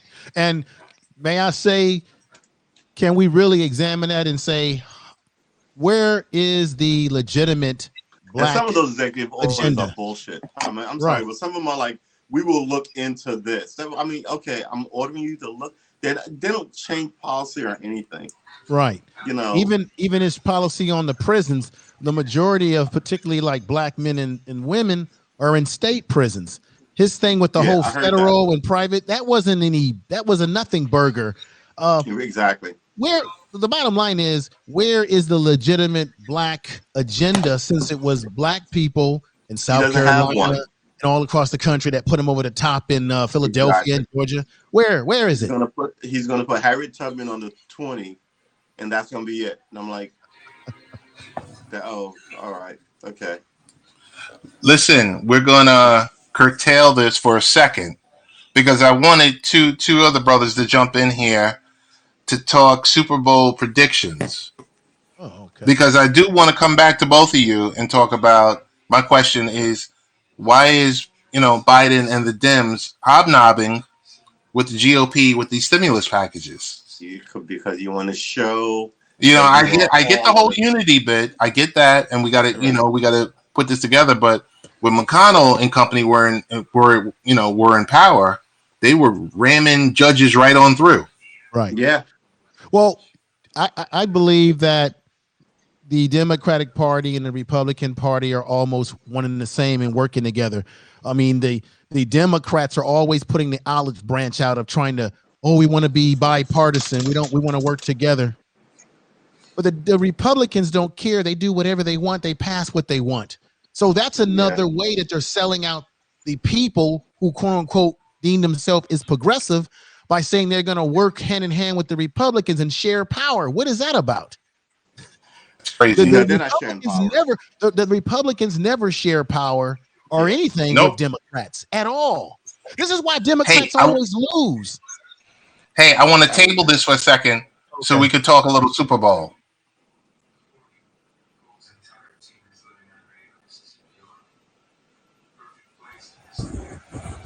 Can you hear me? Danny, loud and clear. Ladies and gentlemen, we got Danny Thompson in the building, the one and only. How you doing, world famous? No, far from it. How you doing, fellas? How you doing? How you doing as always? You're fine. Ted's a pleasure, my friend. Man, I'm trying to get Mike. Hold on. Let me just get Mike in here.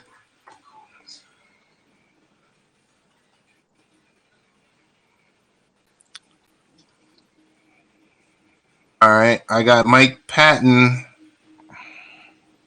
Trying to get him on the screen. I'm going to pull myself down and just waiting on Mike to get in here and want to talk real quick about the Sunday, Super Bowl Sunday. We got Mike Patton in the house. We got Danny Thompson in the house. We got Tru Armor in the house. We got Information Man also in the house on tonight's show. We got Bobby. Bobby's also in the building. Guys, just want your thoughts on Sunday. Is this, expectations, predictions? Is it going to be a good game? Is it going to be competitive? Is it going to be a blowout? Is it going to be I don't want to say, I won't say it. I was going to say 28-3. Oh boy! But Danny, I love you, right? Just Come stab on. Danny right in the heart. Why don't you? But I ain't been on the show 35 seconds before we make a Falcons joke on here. But oh boy, what's your thoughts on this Sunday Super Bowl 55? Go ahead, Mike. I'll let you lead off. Oh, okay, all right. Basically, it's not going to come down to both offenses. We know both offenses are going to put up points. They're going to make some things happen. It's going to come down to the defenses and who can make the most stops. And honestly, I don't know if I believe in the Kansas City Chiefs defense over the Tampa Bay defense. So I'm starting to try to lean towards Tampa Bay as it goes towards the Super Bowl Sunday. It's going to come down to the defenses, not the offenses, though. I think from my perspective, I kind of disagree with Mike on this one. I think that there's something about the Kansas City Chiefs. Every time you put the Chiefs in the corner, they always rise to the occasion, especially the defense. Every time we downplay how good their defense is. They're not a top 5, top 10 defense in the league, but they always seem to step up when the moment comes. We saw last year in the Super Bowl against the 49ers. The Niners dominated, but the Chiefs defense in the fourth quarter did what it needed to do. And I think on Sunday it's the same way. Both teams can score points. I think it's going to be the difference in this game on Sunday is I think Tyrann Mathieu will make more plays in the secondary than the Buccaneers secondary does. And I think Chris Jones gets the quarterback. And I just think that Patrick Mahomes will now take the GOAT mantle away from Tom Brady at this point because one GOAT goes off in the sunset and the new GOAT will now rise. And I think it's Patrick Mahomes. Mm-hmm. Danny, question for you. Mm-hmm. Did you forget that the most impactful rookie on defense is playing for the Tampa Bay Buccaneers, and he single-handedly flipped the game when they were playing against the New Orleans Saints? Mr. Antoine Winfield Jr. He will be playing this game. I did. He'll be completely 100% healthy. But there's one thing. Patrick Mahomes seems to have the only thing that only can hurt Patrick Mahomes is him running scrambles on quarterback sneaks when in uncalled for situations. There's not going to be a quarterback sneak on Sunday, an uncalled for situation. What we saw in the first game was Tyreek Hill get open in the first quarter and just burning secondary members everywhere. I think he still has scorch marks on that field that they'll be playing on Sunday. Kansas City has the 4x100 United States track team at wide receivers. All of them are. That's where they are. And when you have a quarterback that impacts the game the same way Steph Curry impacted the NBA 3 years ago, this is before Kevin Durant, how Curry influenced the entire game. Patrick Mahomes does the same thing for the Kansas City Chiefs as Curry did for the Warriors pre-KD. The only difference is that Mahomes wins and performs when it matters, unlike Steph Curry, who let Andre Iguodala win the Finals MVP. All I'm saying is this: when it comes to Mahomes, he's going to make plays. You're going to see Travis Kelce, and I think there's going to be a different receiver. We all know about Tyreek Hill, but I think this is the game where Hardyman makes a big play, or it could be Sammy Watkins. Somebody's going to make a play other than Tyreek Hill and Travis Kelce. And I got the Chiefs 31-24. It's going to be a high-scoring game, and Tom Brady can't win in his home stadium. There's no way. There's no way this man wins Super Bowl in his home stadium. I got Chiefs. You sure about that? You said they also said that a team couldn't go to the Super Bowl playing in their home stadium too. It happened. So I blame wouldn't COVID. necessarily bet against old man Brady. I blame COVID. But what I will say also is a guy that nobody's talking about that I'm not sure whether Antonio Brown's going to play, but looking at the team, Scotty Miller. Scotty Miller is a guy you can throw in the slot and can make some things happen too. And he could hurt Kansas City Chiefs. I mean, you got Breland out there playing defensive You have back, to but speak a even little on the other louder. side. Can you hear me now? A little better? It's Hold it's on. Let slightly me take muffled, Mike. Just slightly.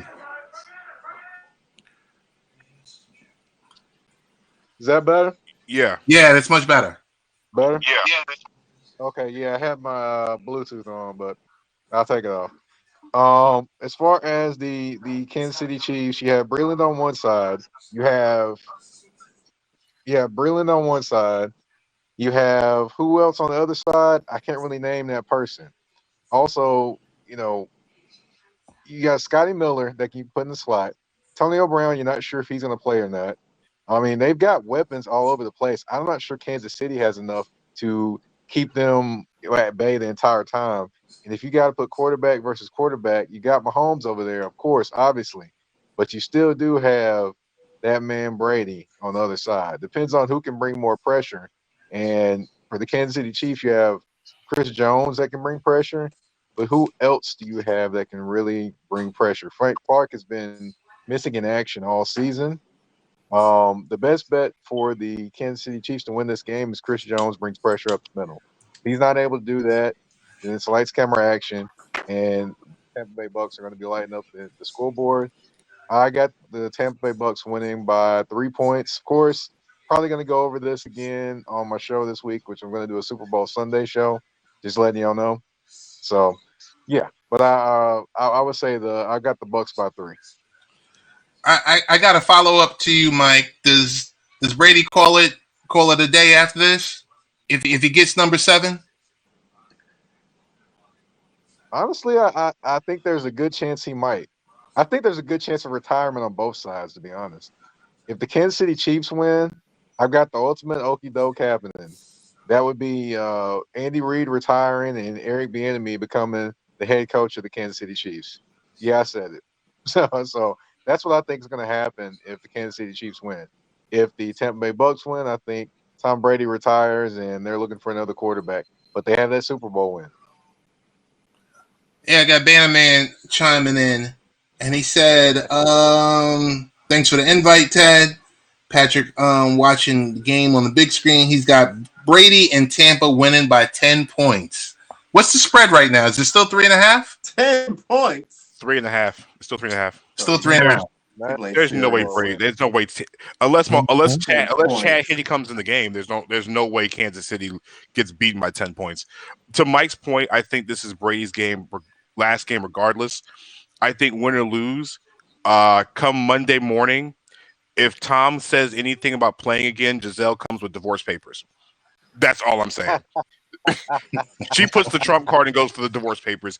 I don't think she wanted to go to Tampa. I think she wanted Tom to retire, and become a family man after all this time. Or do you think she wanted to stay in? What is it, Maine? What the hell? Where's the? I think she's wanted Tom to be home. I think ever since the duration of the marriage, you have to think she had the kids. She was a model, so she kind of gave up her career. She was a German model. She's out of Germany. Anywhere better than there. She's living in America or Paris or Rome. Listen, she's living in America. She gets to choose between living in cold ass Boston, Bostonites, or living in sunny Florida. I'm thinking she's going for the giant house in the pool in Florida versus the Parker and the high walls in Boston. All I know is Giselle was worth $100 million before they got married. So she's not lacking for money in the situation. So, I mean, listen, I think after a while, when you gave up being a supermodel for Victoria's Secret and having all that access and all that money, all the stuff she did as a model, and she had the kids, I think she's like, I did my part. For the last 10 plus years, you have been doing everything you need to do. It's time for you to come home. Right, well, I don't know about that. That's not. He's actually talked already this week about playing till he's 45. So yeah, might be that's wrong. what I keep hearing. So hey, listen, he can do that all you want to, but I'm telling you, she's already threatening divorce. I know she is. She wants that man to come home. They got kids, Mike. I'm sure we all got kids in this panel, And after a certain amount of time, your wife or spouse or whatever it is, they tell you to come get their kids after a while. At least mine does. Information man, you got a take on this? Well, I think the brother made a good point. She came into the partnership with him with her own money. So she came into this situation kind of having her own independent thing going. But my take is that she might be more like how Joe Montana's wife was. Someone that's very supportive in him being the athlete that he wants to be. Think about it. If you're talking about her wanting him to be there for the kids, well, look how long he's already played. So, I mean, the man's playing on a whole different team and he's making it to the Super Bowl. So I almost feel like they have a relationship where she's letting him do what he wants to do until he can't do it anymore. But then a man just chimed in and said, "Divorce the GOAT." Yeah, I mean, he's been playing a long time. We haven't heard of any rumbles between him and her. So yeah, that's why I know. That's why I don't know why we're talking about it. To me, it seems like she's letting the man do his thing because you can make an argument that he probably should have retired after he won his last Super Bowl with the Patriots and walked off into the sun. If it was that bad that he needed to be home, that's just my opinion about it. But we know, women want the stability of the husband in the house with the kids. That's true. But athletes are a different beast. You know, they're going to do what they really want to do. I mean, that's always a great point. But I mean, there were talks about that before. I think he signed in Tampa, especially with the clearing of the luxury suites and everything else. It's not a fact of living in Boston was the question. I think that she just wants, when you go through it for a long period of time, being around athletes and seeing them from a different perspective, especially spouses. Yeah, they put up with it for a very, very long time. But the one thing that is always the hardest thing to deal with is a woman that's resentful, and that stuff builds up over time. And when you're an NFL player like Tom Brady, the season doesn't end for you. And if you see his documentary special, the second the season's over, he's preparing for the next season. So there's really no offseason for Tom Brady. He's always working. It's always doing something different to try to make his game better. He's 43 years old? At some point, maybe she's worried about his health. You don't know. Tom has never really had that hit, but in the NFL, it's one hit that can take you out. It's that wrong hit. Okay, but let me put this scenario on the table. Let's say that Tom Brady wins the Super Bowl and the team that he has around him is still a viable team to come back and win again. Wouldn't that create an itch for Tom Brady because he's a competitive person? Of course. To say, you know what? Why should I retire when I got a good team around me that's young? I can still throw the ball. I don't feel busted up. It's almost like a boxer who doesn't know when to stop boxing. Yeah. Until they're punch drunk. But you get less accurate. Here's my thing in regards to regards to why he potentially will retire. Who is Tom Brady's idol? Well, it's Joe Montana. Joe Montana. Exactly. Yeah, because he's from the Bay Area. That's my team, the Niners. Joe Montana went to the Kansas City Chiefs and took them to the AFC Championship game. Couldn't make it any further, right? Right. So he's bested his idol. Went to the Super Bowl. If he wins the Super Bowl, he's basically done everything and more that his idol has done. So at that point, he could be fulfilled because he's basically bested his idol. That could be another reason But keep this in mind. The difference between Tom Brady at this stage of his career and Joe Montana was busted up. Joe Montana sustained a lot of serious injuries over his career. Matter of fact, let's go back to, do you know that the playoff game that the 49ers played in against the Giants back in the day, where I think it was who was the running back? He fumbled the ball. They were one inch or two from going to another Super Bowl. Roger Craig. Roger Craig. Joe Montana would have not been able to play in that Super Bowl because his thumb or finger got broken, or his thumb on his throwing hand. People didn't know about that one. So he wouldn't have been able to play in that Super Bowl. He has sustained so many injuries that Joe Montana could only do so much more. But when you look at Brady, let's be honest, other than the knee injury that he had that 1 year, right? He had that. How many injuries has he really sustained over the period of his career outside of that one incident where he was out? I think I mean, in Info Man, you're completely correct about that. I mean, Brady outside of it was the torn ACL in his knee that 1 year on the first pass of the season. He hasn't really had the injury history. But as we all learn with Father Time, no matter what sport, no matter how great the athlete, Father Time will always get you. You're right. I mean, Father Time's undefeated. He doesn't lose. So at some point, if you win Sunday, that's 7 Super Bowls. He mentioned Michael Jordan today in the pressers today, in the Super Bowl pressers, about how he idolized and looked up to Jordan.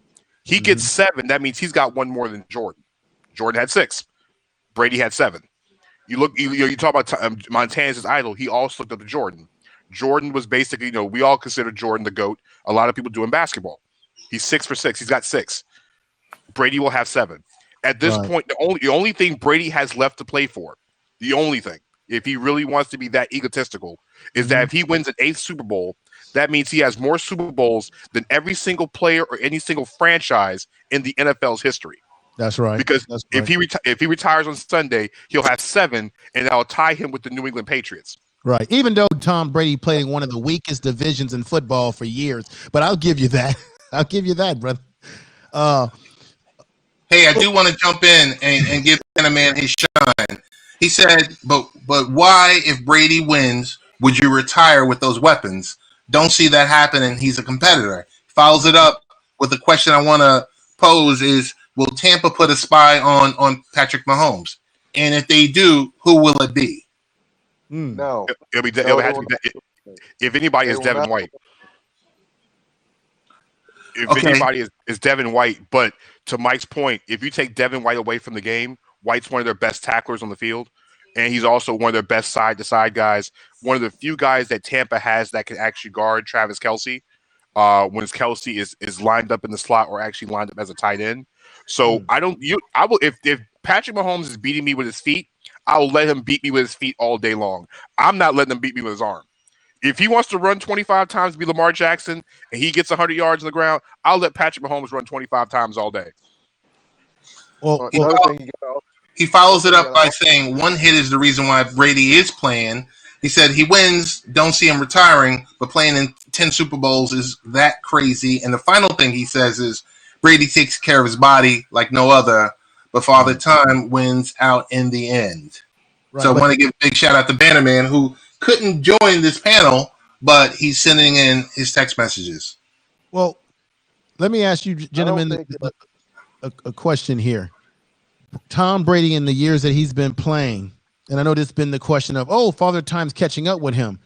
Are you seeing any diminish in his skills that makes it look like he needs to set his butt down? Yeah. So he's done a lot of, he's underthrowing and overthrowing people a lot more now. And that's what happens. Your timing begins to slip by like the the hundredth of a millimeter, and down the field it's a little too much pressure or not enough, and you're just barely missing. I mean, you know how he used to put it like, on your numbers, and now sometimes he's overthrowing. Right. But hey, I mean, he's like you say, he's a workhorse. Because I know that he doesn't don't get me wrong. Right. He doesn't look good when he's got pressure coming at him because he's not a fast guy. Right. When you collapse that pocket on him, Tom Brady doesn't look too great. Right. That's the book on him, but the problem is you got to be able to get to him. That's the issue. Can you get to him enough? Right. Right. Let me tell you one thing that actually tells you where Tom Brady has regressed in terms of his playing. You talk about his arm strength and those type of things, but the one thing that's also missing is notice that he's taken a lot of hits in his career. Even though he's had great lines, he's still taking a lot of hits because a lot of times he throws the football. You don't notice. Peyton Manning used to blink before he threw the football, or close his eyes before he threw the football. Tom Brady turns his throwing shoulder, and basically it's like he's trying to turn away from you while he's throwing the football. That tells me right there he's that Father Time is catching up because he's taking a lot of hits over his career, and he's trying to find ways to deliver the football and turn his head at the same time to not take a hit right straight up. So that tells me that Father Time was caught up with him. He never did that in the past. Okay. Good point. Good point. Well, gentlemen, it was a great segment. Next segment, we're gonna, talk Joe Biden and stimulus. I don't know if you want to hang on for that. We're gonna take Joe Biden to task. I mean, we got Brooklyn and the Clippers with 20 seconds left in the game, so it's a. What's the score? Your Nets are up by 4.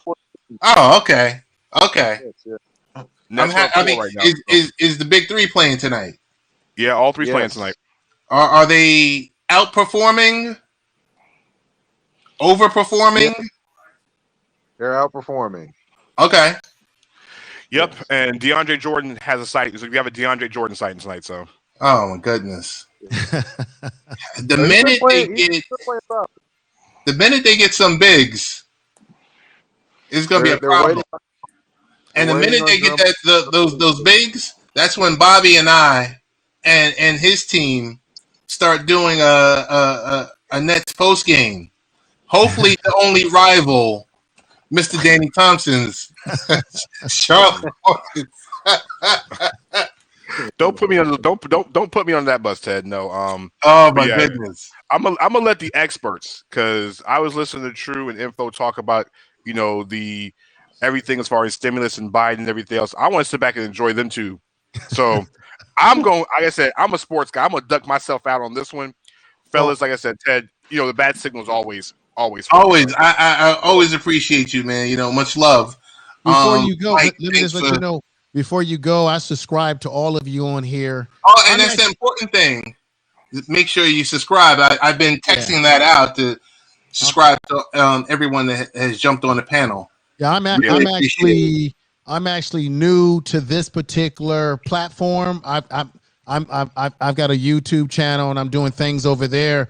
So I'm going to be using this platform and bringing my YouTube channel and all my content, because I'm a content creator on YouTube. I got 2 channels. I've been doing stuff over there for a long time, and it's great to come over here and check out this site and then meet new people. You know what I'm saying? I have to. I'm gonna have to bring you brothers on my YouTube channel. Oh yeah, definitely. But so tell us this much: were you previously a Periscope, like a scoper, or whatever they call themselves?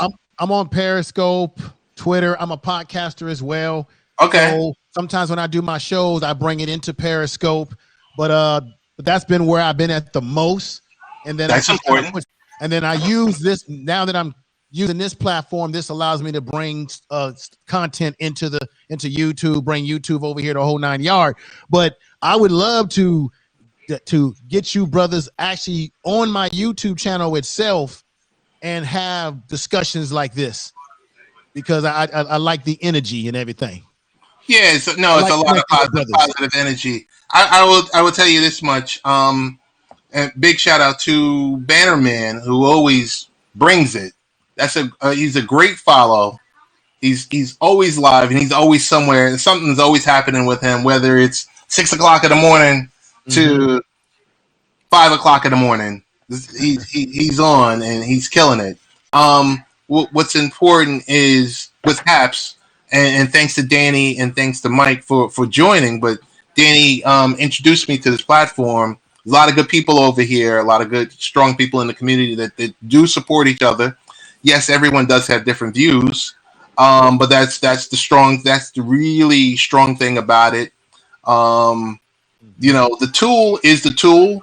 I like it. A lot of people now, but I'm an IT person by trade. So when I see in the upper left-hand corner where it says beta means it's not finished. Right. Beta means, hey, they're going to work on it. There's bug fixes and everything else like that. But for what the tool is, it really does its job. So like last night was the first time that I actually live streamed using my actual mobile device, because most of the time I'm on a desktop. Mm-hmm. So I'm a new live streamer, by trade. Most of us, I followed Mike's writing, and of course with Danny,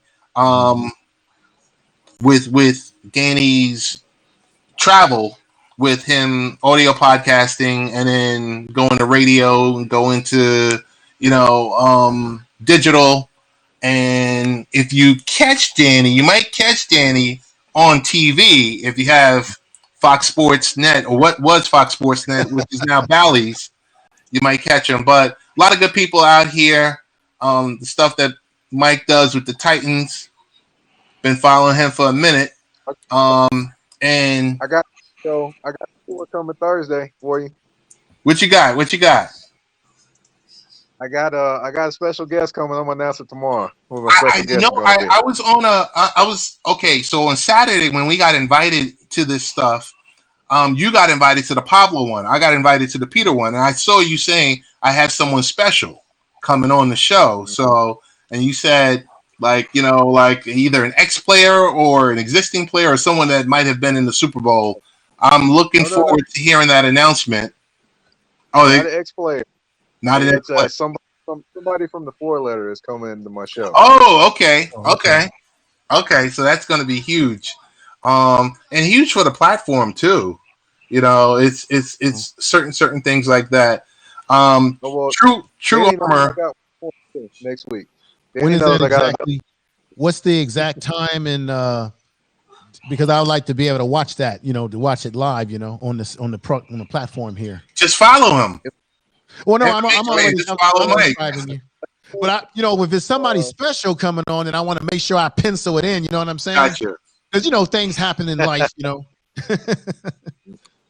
It's Thursday. It's going to be at 8 p.m. Central Time. Of course, it's 9 p.m. Eastern Standard Time. Okay. Yep. And then that's what time the show comes on literally every week. It's called Touring the AFC South. Yes. So it's kind of like I'm jumping in the ride, and I'm just touring the cities, and we talking about different teams in different cities and things like that as well. So it'll be this week, and then next week I believe I've got another special guest, and this one's from CBS. So yeah. Oh, this is big. I mean, they're both big. And I want to give a shout out to Tru Armor, who's been audio podcasting. He's been doing his stuff on YouTube.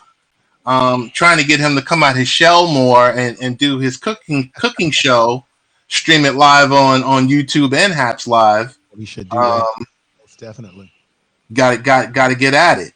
But Mike, that's great news. Danny, as always, every night or every game night that the Hornets do have a game, Danny does a post-game show. Yeah, so we don't have a specific time for every game because of media responsibilities with the Hornets. I always go on probably about 10 minutes after we finish up with players and coaches. I think tomorrow's game is 7:30, so I'll probably go on right around 10:30 tomorrow night. And then Ted has been poking me back and forth about it's mostly Hornets, but you go on the chat, everybody wants to talk NBA. So within the next 10 days, I'll be launching a full-fledged weekly NBA show, like Mike does. I'm bringing on special guests from around the league, either whether it be somebody that covers a team, or whether it be somebody that you don't know who's going to pop up.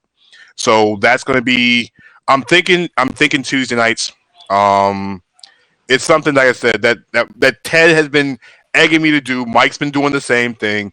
Mike and I write for the 3pointconversion.com. So we're in writing chats all day long. And I kind of got inspired by watching Mike's tour of the AFC. Because I'm like, if Mike's doing the AFC, someone's got to do the NBA and bring on guests too. So I got to follow Mike's footsteps because Mike brought me here. So if it wasn't for Mike and Brian and Ashley, I wouldn't be a Happs. So those are my pioneers. So I'm following behind them. If this is football, they're the offensive lineman, and I'm just Ezekiel Elliott. They should get all the credit. So, right. Yeah, that's awesome. That's awesome because with you, I mean, there was certain people that I was able to bring on. So as you can see, it just continues. Whereas with all of us working together in some way, shape, or form, you could have some type of digital impression on this network every day of the week. And we're not talking about, half an hour, 2 hours, 3 hours. This could be something that's like 15 minutes. I mean, Danny, your rapid show, 30 minutes, you're done. 30 minutes, you're done. So it's a lot of great things that's happening at the network. And like I said, a lot of good people. Big shout out to Bobby Blackjack, because most of you guys don't know, or some of you know, and we don't know where Brian Waters is. He's doing his Bannerman right now, just said, "Where is Brian Waters?" But Bobby Blackjack been working on and off with him since 2013. Mm-hmm. Good man. Yeah, you know, he lives in New Jersey. We get it, but it's okay. But other than that, like that, great convo, fellas. Salute to you guys. Are solid. Somebody, Danny, I think you may know this person on the screen. I'm putting in. I wonder who it is.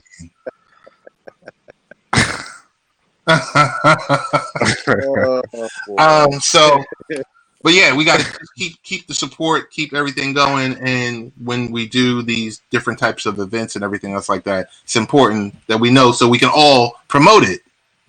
So right. I know now when I see it on Twitter, you know, Bannerman wants to know is Brian Waters still in Buffalo? Oh, here we go. Let that man live. Let that man live. Let him live. Before you guys go, I want to let you know, support. I don't know if you guys can see that. Dope. Got that support. All right, here we go. Support Black businesses. It is Black History Month. Come on. Most definitely. Most definitely. But Mike and Danny want to thank you guys. We're going to go back to talking some hardcore politics, because we were talking stimulus. We were talking vaccines. We were talking about, before Information Man jumped on, Tru and I were talking about the best path to getting those vaccines in arms for the people that want them. And then we also talked about for the people that didn't want them, okay. But we were saying, just to recap, we said, if the government can't mandate something, they're going to push it down to the corporations. Corporations are putting monies in dollars in our pockets. They can tighten the screws. So there's ways around this. Unless you are like an independently wealthy or independent contractor, someone's going to be dictating something to you. Yeah, the vast majority of people work for somebody. So let me go ahead and get my education on, fellas. It's been a pleasure. Like I said, Tru Info. I'm following you guys on Happs. I can't wait to see you guys. Ted, as always. Mike, as always. Thank you, fellas. All right. Peace. And that was our Super Bowl segment. So we got to throw a little bit of sports, education, technology. This wouldn't be Late Night Parents unless we have the great people that join the show to just talk the talk. Two things. I got two final topics. One, I'm gonna put her picture up. I have to close that window.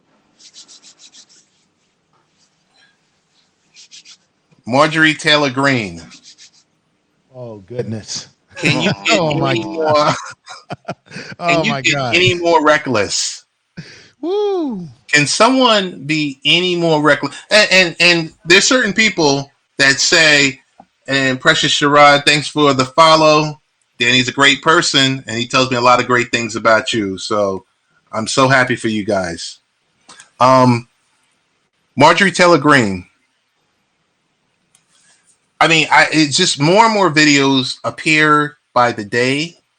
More and more just content on her just wilding and being out of control. Yeah.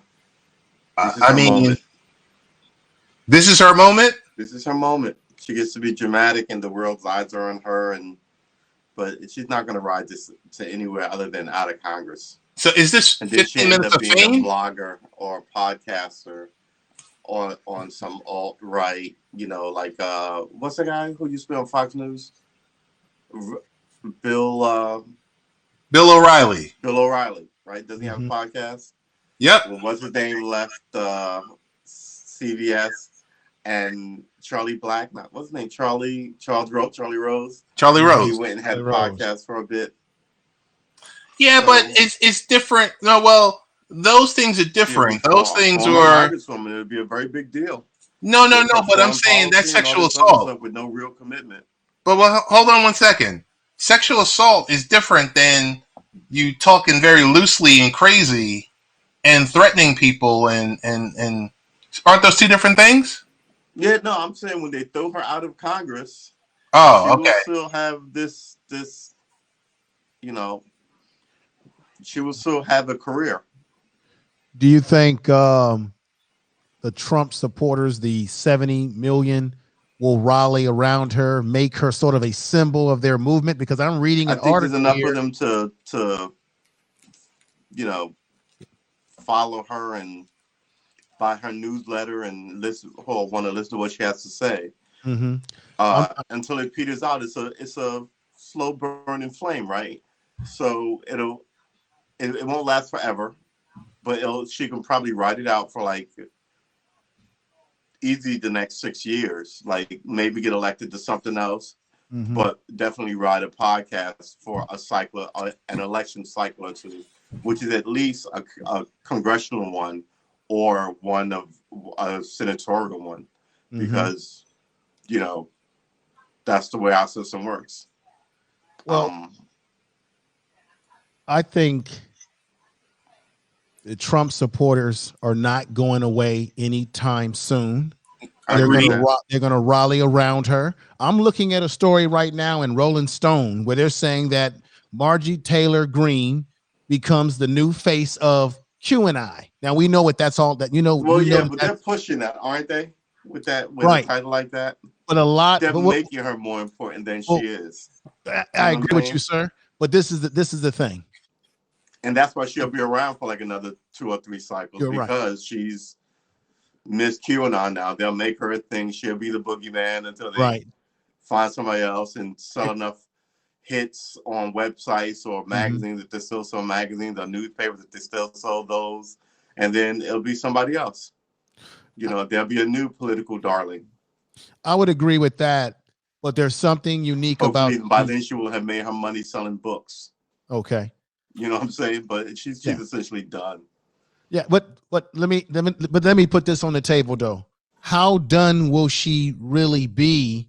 Because I think she will still stay as relevant as Trump supporters stay relevant, meaning they're not going anywhere. So no, I don't think the mass of them are going anywhere. I think she's got an expiration date on her, essentially. Okay. Right? It'll be somebody else in like the next few years.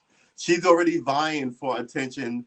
This class of GOP kind of like wingnut with the woman with the brunette who wanted to carry her gun up into the. Oh yeah. So she essentially backed down a little bit, and now she's got this spotlight. Now she's a train just running full speed ahead, and she looks like she'll be running into McConnell. So like the other girl backed off a bit. I mean, she'll be out of Congress. The other lady may look like she may stop carrying her gun to Congress, and then it'll be somebody else. But you're right. All those people will still find another person to latch on to.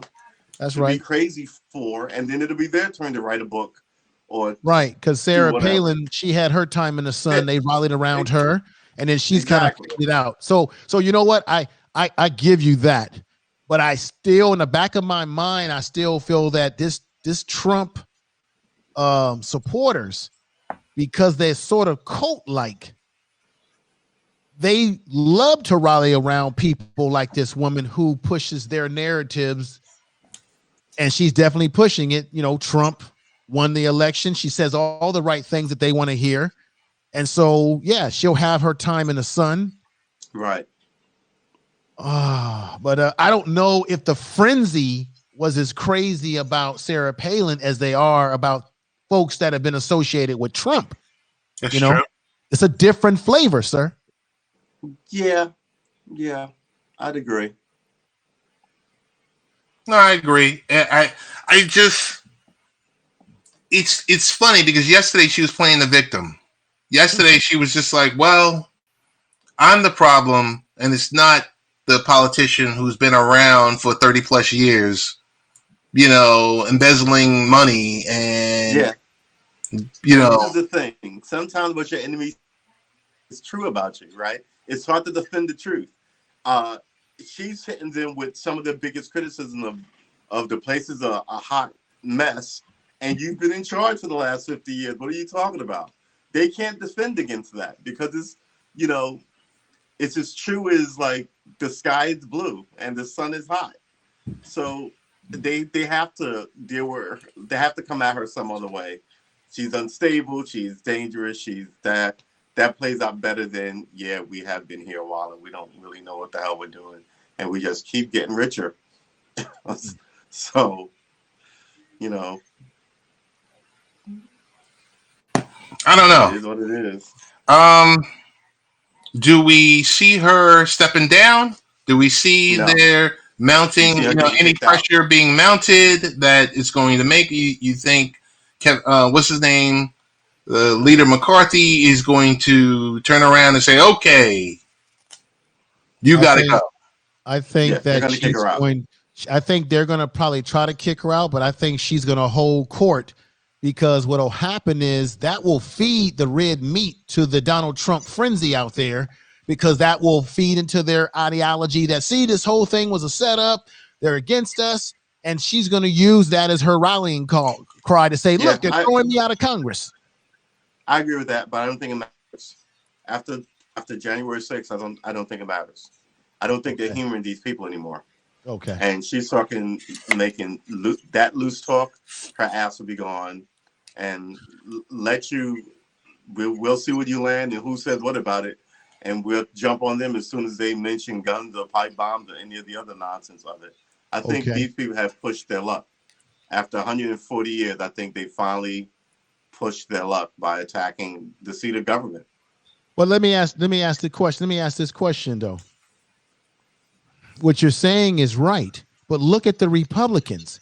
They're not really they're not for impeaching Trump or trying to keep him from being able to run again. A lot of these Republicans are scared of Trump and his followers because a lot of them need those 70 million people out there to vote them in, whoever those people are in their districts.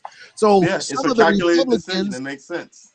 Some of the Republicans are going to capitulate and make excuses for her behavior because they don't want any backlash on them if they are involved in booting her out. You see what I'm saying? And they already don't want to do the impeachment on Trump, even though they know that all that stuff happened. You see? So you see the hypocrisy of it all. Yeah. I agree. Yeah. I mean, I wish I can come because in these discussions, the best thing about it is, and for Tru who knows me and Information Man, we're getting to know you. I try to come at different angles to say, okay, this is usually the angle I would take, but let me come around this way and say, okay, how do we fix this, or how does this get addressed? I don't think she does. I don't think she moves anywhere unless they've got something on her, which highly doubtful. I think she ran unopposed. Right. And they're not going to give away a seat with the numbers being as close as they are. Yeah. I don't foresee her or foresee the GOP giving up a seat. So she would be she's a necessary evil for the GOP. Yeah, for 2022, because what are they, less than 10 seats away? Right. And it becomes a number game. Is the house that close? Yeah, it's that close. Right. And anything and the next time they have the runoff again, the Democrats could lose some seats potentially. Right. Because it was all about you had different, depending on where you were geographically in the United States, in California and in New York, you could say defund the police. Right. But if you're in the Midwest, right. and the Midwest, that's the calculated error they made. It was kaboom! It blows right up in your face. Right. It was a good slogan for New York and California and Massachusetts in the Northeast and then maybe LA. And out west. But once you solidified it into an actual thing, you should have changed the slogan of it. Like my slogan, which I think is a better slogan, which is the people want #quality policing. So, I remember people are running on slogans and nothing gets done. We saw from 2016 election. It was all built on sound bites and the internet and deep fakes, and people were just like, "Oh my God, did you believe? Did you hear?" And most people. I'm not going. You know what? I shouldn't say most people. Some people are choosing their candidate based on that, or like you said, they have it made up in their minds. Whereas a lot of other people would say, "Let me see what this person has to say. Let me see what they have to say. Let's see if the values align, and if they don't, then I've got to go elsewhere." Where would a lot of other people say that though? I would hope. I would hope that people are saying, okay. Oh, okay. So we're hoping now. All right. No, I can only speak for myself. Because you make it sound like everybody has like the noblest reasons for voting for who they vote for, and that's the magic of it. Everybody gets to choose who. You can vote for her because she's thick as a tree and you like thick girls, right? Or you can vote for him because he's handsome and he reminds you of like your dad. Or you can vote for her because she gave a really great speech and you really liked the speech she gave that one time you heard her. Or you can vote for him because, he reminds you of you. And if you had run for something, you would have said exactly what that guy said. For whatever reason you choose to vote for somebody in this country, it's totally legitimate. You can't crash on it. I'm not crashing on it. I'm saying maybe. Yeah. Hold on. Let me jump out. Oh. What happened? He had to take. I gotta stay centered in this app. This app is weird on your Apple. No. The only thing I'm saying is I can speak for myself, and I can say, okay, I think that I would vote for this person or that person, regardless of the party, based on what are they talking about. Right, but most people are party blind. Most people don't know what the issues are on the ballot, and most people really don't know who the candidate is until generally, I want to say June. And some people don't know who the vice president is now. Realistically, they may know now because she's the first woman president. But I asked someone down here who the vice president was. They didn't know it was Mike Pence. Some people don't care. Ideally, they may know who the president is and the vice president of their party, but they may not know who's running for governor or lieutenant governor, as it is in New York. Here we have what's the name of the assistant governor here? I guess he'd be called. So it's voting in America. Part of the problem is that a lot of Americans don't have a really well-rounded political education. Yeah, they used to call it social studies. Right. And they wiped that out.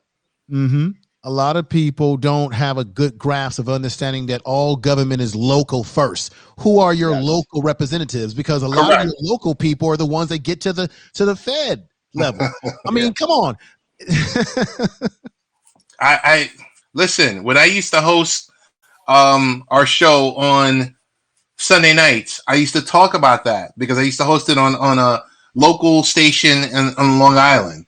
And I would say, who are your local leaders? Who's in Congress for you? Who did you put in Congress? Who can you reach out? Because yes, the presidential election is huge. Happens every 4 years.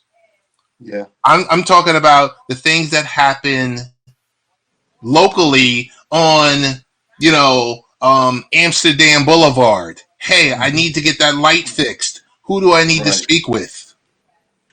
Because there's robberies that are happening over there. Or we don't want trucks running down these side streets where the children play, you know. And we want a speed bump. That kind of stuff. The Secretary of Treasury won't, not Treasury, Transportation won't fix for you. That's the kind of stuff that you need to get on the phone and get someone down in City Hall activated to care enough to come and fix your pothole or whatever. And, you know, that's why it's a joke in New York that, you know, you can't get potholes fixed just because New York has become too big for that, I guess. So, Information Man, I have my my nephew lives in LA County. And so I check in with him, you know, and just to, because, you know, the stuff that you see on TV is sensationalized. Yes. If you're watching cable news. So I'm calling him to say, hey, are you okay? You know, what's happening down there and everything else like that. Is it as chaotic? Because I saw the woman screaming on CNN about getting her restaurant open and all of this other stuff. And this one person, and I'm not knocking her, but this one person goes on CNN and she gets, they start a GoFundMe and she makes $200,000. Like, yeah, like what's happening out there? Well, a lot of people had this impression that when our governor put us on this quote unquote lockdown, that it was sort of like we couldn't do anything. The lockdown was just basically all businesses must close by no late than 10. They didn't want people traveling at a certain amount of late at certain time at night. And then he had this regional ban where he didn't want people, let's say, driving from Northern California down into Southern California, or people coming in, because that's during a time when they were claiming that we had some type of spike, right? What's happening is that for the most part, I go out and do whatever I want to do. I go to the store, I go to the park. I can't go to a movie because movie theaters are not open like many places. So it's not like I'm trapped in the house completely. I because of the kind of work that I do, I'm an essential worker, so I'm actually lucky that I haven't really lost income. There's something going on in California right now where they're saying that we have a variance, but it's a unique variance to California. So they're saying that California has got its own homegrown coronavirus, if you believe in that. Because I think in a lot of ways, this virus is a great excuse for the government and other people to use as a catalyst to take further rights away from us, civil liberties, scare people. Scare factor has always taken people's rights away from them. The scare factor. Right. I agree with what you're saying. I think a couple of days ago they were talking about new what's the Patriot Act laws. So, I mean, if you're not careful, excuse me, if you're not careful, people will slide in and legislate less freedom for you under the banner of security. Right. So, let me ask you two brothers a very logical question here. While corporations like Amazon are making money hand over foot, the rich are not hurting in this pandemic. While they allow the Walmarts and the Targets and the big box stores to stay open because they know that people need to buy food and all of those different things. I get that. But what they've actually done is they've actually destroyed small business. So for example, let's say we have a restaurant, a small restaurant. Okay. You're telling me that I can't control the flow of how many people I allow inside of my small restaurant. So I have to shut down while the big box stores can allow as many people in there, which you can make the argument that when you go into a store and there's lots of people inside of a Walmart, for example, that you actually are at higher risk because there's a larger volume of people in that big box store that you're able to go into versus a small businessman who has a restaurant who says, okay, I can only let 5 people in for lunch right now, or 6 people. And then I'm going to spread my tables out for social distancing, right? So Don't you see there's some hypocrisy there, because it's actually hurt small business who can't operate, but the big businesses can operate all they want in the name of, well, they're serving a public need. True, you want to take it first? Because I'll back cleanup. Okay. The larger the place, the more volume you have to spread out this germ, right? So you want to be in as big a space as possible. So box stores and those giant places, I saw that. What I don't me and Ted had this conversation. I don't understand why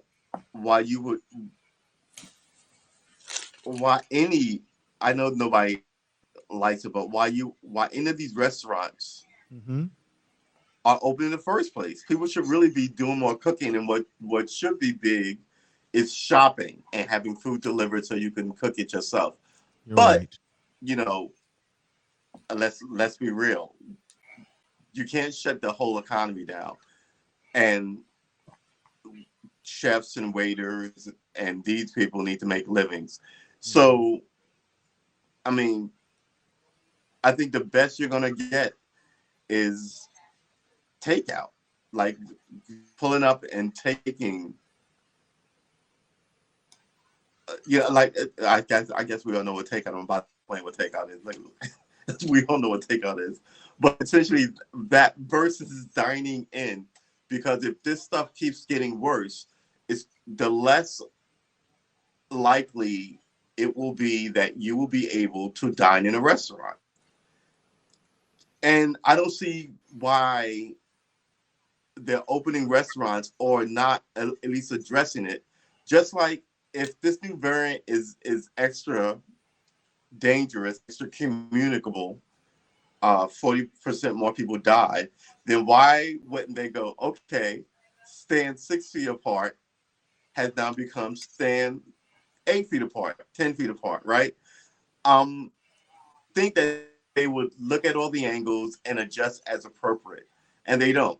It's going to stay 6 feet because, let's face it, eventually it'd be like everybody would be standing 100 feet apart. It'd get ridiculous. There's some talk of people wearing 2 masks, but you have 3 variants now, right? The Brazilian variant, the African variant, and the British variant. Correct. All here now on top of the original variant.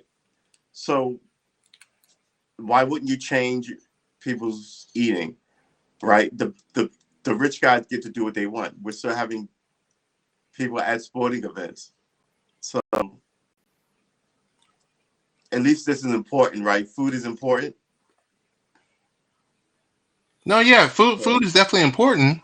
Right. I mean, but their economy, I just think they need to be honest with people. I really do. I just don't. I mean, here's the problem, that they always act like they have a solution and they rarely ever have a solution. And under these circumstances of a global pandemic, I mean, they're not even good at finding where the solution lies, because, like I said, you think that they would readdress everything they did for new variants, and they haven't. Well, So, I've got a slightly different take, okay. because so in last November we got hit with this, or last December when the world was hit with it, and the president was told. And there was no movement done. There was a lot of backpedaling, a lot of the politics came into play. Boom. Once again, we didn't really move forward on it. We were kind of languishing, blame game, politics, everyone jumping in there, back and forth. Then we get to the point where people start to get sick. Then we start to get to the point where the hospitals start to fill up. And nothing was done, right? Okay. So the only thing you could do was, you had a president, you had 50 or so governors, and huge disagreement over hardware, over protocols, and everything else like that. The only thing you could think of is if something is happening in your state or in your area is to shut it down. Unfortunately, we didn't have, and when I say we, I use that word loosely, we didn't have enough information on this, because you would think with the U.S. holding its stature that, the G8, the primary partnership of the most powerful countries in the world would be working together hand in hand on a specific solution. I go back to that word solution. Right. So with everything being very, very loosey-goosey, and with hey, let the states handle it. Hey, that's a red state. That's a blue state. Open my state. Close my state. Liberate my state. And that's part of the problem as well, right? If that's your root cause right there. People wouldn't have to flee their state to try and that's the root cause in another state. So that's the root cause right there. So instead of asking why don't we have enough here, you're mad at people, your fellow citizen driving in like they need to have made some sort of appointment. Well, no, but it's just weird that when it all goes bad, the first thing that happens is Americans are at other Americans' throat. Well, we went back and forth. Why isn't there enough in my own state? I shouldn't have to drive someplace. And there should be surpluses at so many places that, it should be 65. But you're jumping too far. So we have extras that we can give to the 55-year-olds. But you're jumping too far ahead, because you got to get back to the problem before we even got to vaccines. Don't even get to vaccines. Stay at the point of 50 states doing it 50 different ways. That's true too. Hence the death of the small business. Right. Hence the class, when you look at the different classes and categories, when I have, let's say I have a gun shop and I can't open it, Information Man has a pub, and you have some type of restaurant or whatever like that. You have some type of service-based business. You can't open it, but at the same time, the Walmarts, the Targets, right, the CVS's, and all this other stuff, and we get it. We understand what's essential or what's not essential. But when you see the liquor store open, right, and you say, "Wait a minute." Well, liquor stores are essential. Come on. But from my perspective, living in California, that's the reason why I brought that point up originally, because that's what I'm seeing. I'm seeing people in my community who have mom and pop businesses, and they could actually still stay open and manage with the COVID by letting people come in at a bit at a time and still exchange goods and services. But what's happening is they're being told, you better stay shut down, or we're going to have inspectors walking around and look at what you're doing and not doing. And then at the same time, I can go into a Trader Joe's or a Walmart, and even though they'll let us in, I can go to Walmart where there's lots of people walking around in that Walmart, because I know in the beginning they had us in line and they will let us in outside. Well, guess what's happening? Walmart's not doing that. Target's not doing it. They're just letting you go in. And I'm saying to myself, I'm actually more at risk in that scenario than I am going into a mom and pop store where they're going to say, hey, we can only let you in 2 at a time, or something like that, for example. It's just, to me, it looks like they're trying to make sure that the big man is still in power. For example, when they had that CARES Act, the SBA loans, the majority of those loans were going to big business. Small businesses were having a hard time, particularly black businesses. No, I know it's not new, sir, but I'm bringing it up because it's relevant, and this is why it's part relevant. of the problem. If you part of the problem. It's always been thus, though. I want you to look up an article. They've always been shady, always got rich off information before everybody else got it. Always had the money to feed the coffers of politicians Right. and get their way in the sphere. I think it's always been happening. I'm not going to disagree with that. I think this COVID situation has exposed America to everyone's eyes that were shut of the hypocrisy. If you look at if you look at an article in PBS NewsHour, it talked about how the banks and the corporations were getting trillions of dollars a day, while Canada, and I know this because I got people that I know that live in Canada that are citizens of Canada. Canada is giving their citizens $2,000 to $3,000 a month, and they suspended all bills and rent and mortgages as a moratorium.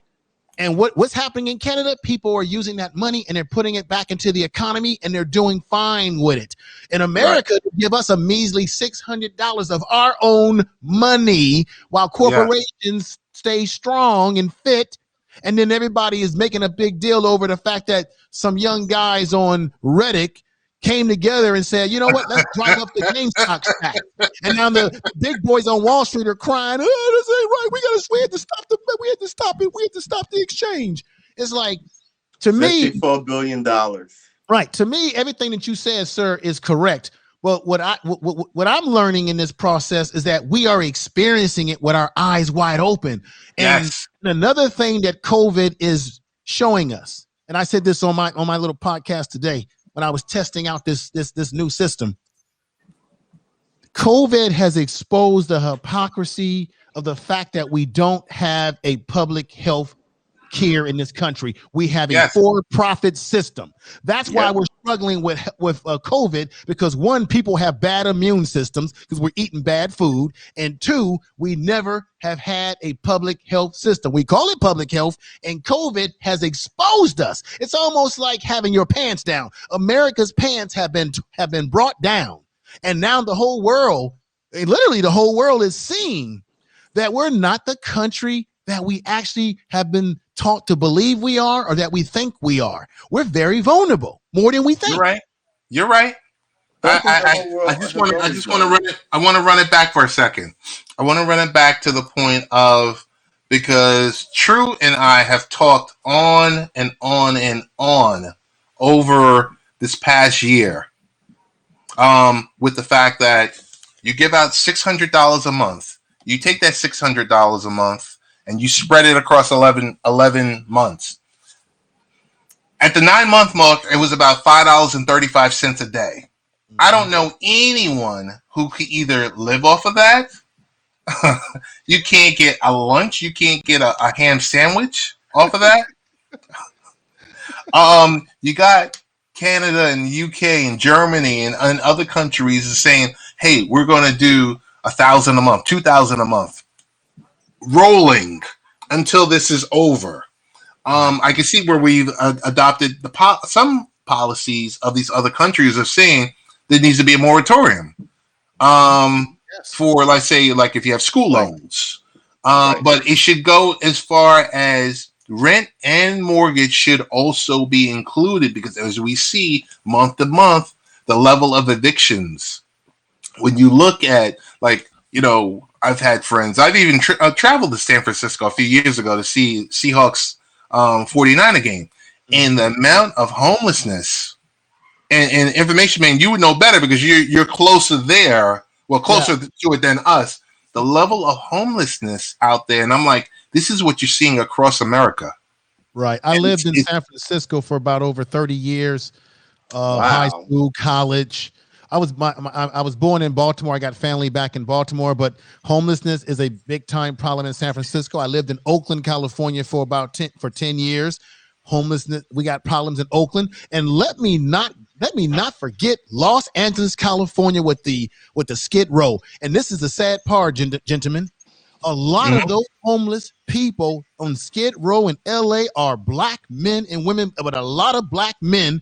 And what bothers me is that some of our politicians, like a Maxine Waters, those who represent the Los Angeles area of California, They hardly ever talk about the homeless problem in Los Angeles, especially as it pertains to a lot of it being black males and black women, but particularly black males that are out there living in those conditions. Not a peep you hardly hear from them about it.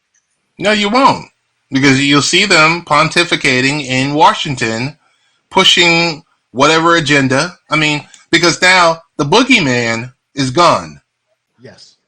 The boogeyman is gone. So it was fashionable to sit on CNN or MSNBC and spew whatever you want to spew, that he's this, he's that, and he might have been those things. Mm-hmm. But he's gone.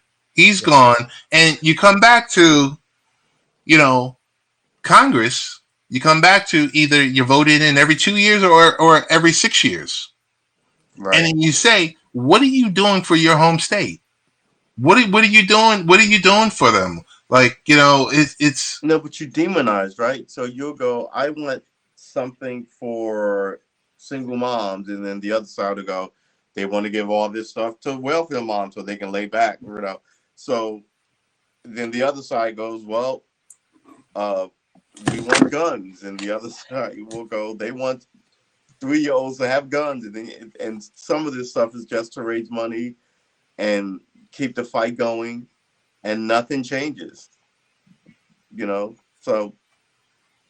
Well, I will say this: the level of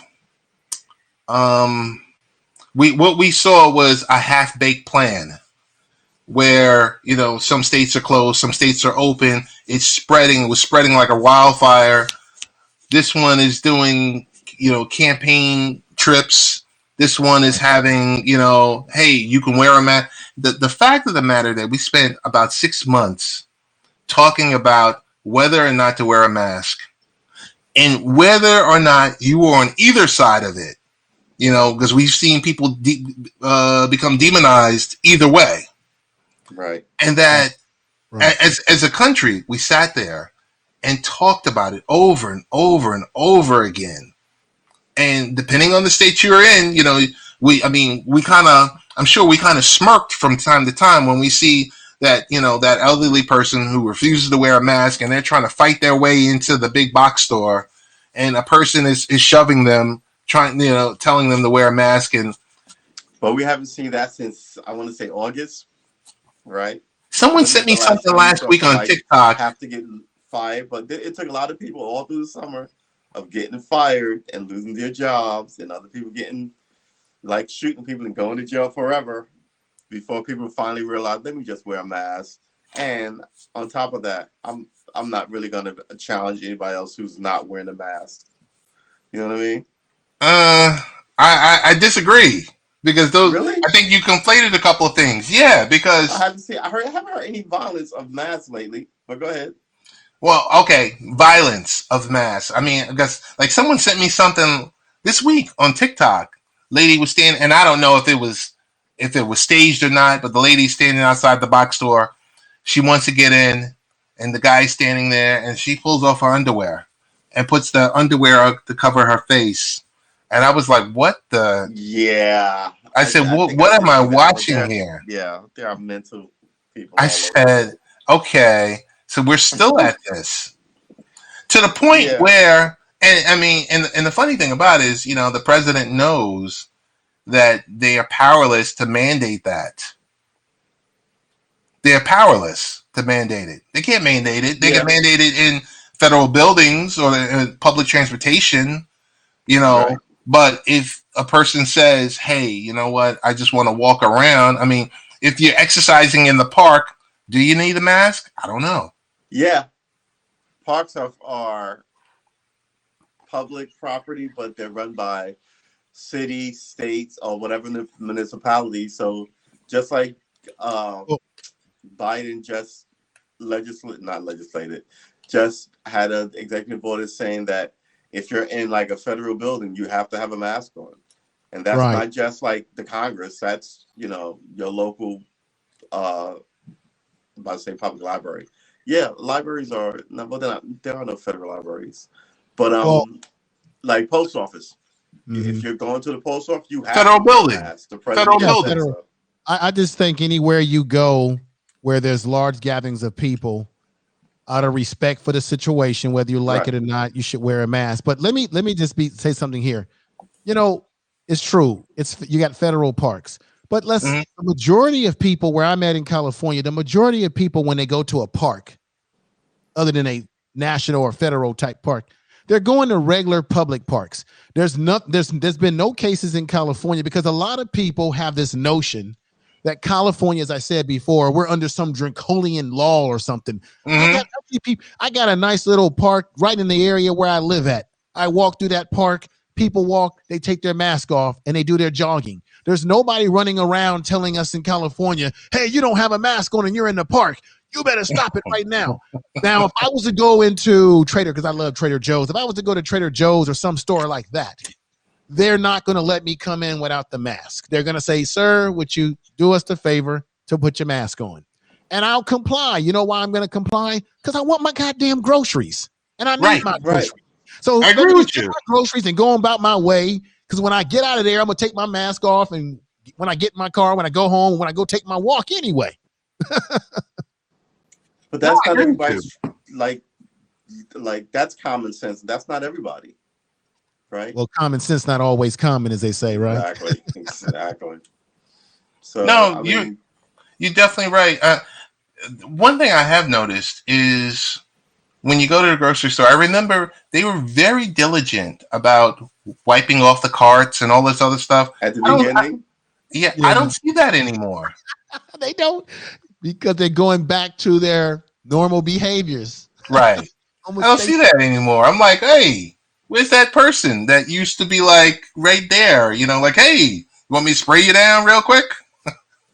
Right. Not no more. You know, I just, we wouldn't really, I don't understand why. I don't know if it's American arrogance or our ideology that we're better than everybody, but I don't understand why the United States can't take a page from what other countries have done that have had some success. The main success is what you've been saying on this program tonight. We never had a national program to deal with it. We got every state doing their own thing based on their political ideologies. Right. But if we had at least looked at what other countries were doing and adapted some of it, we would actually be better off than we are right now. And that's why other countries, and I'm about to play this for you, gentlemen. That's why other countries, that's why other countries are laughing at us. That's why other countries are laughing at us just like that. Right. I agree with you wholeheartedly. It's just like, really? This is what they're doing? I mean, so it's like we come off as a third world country.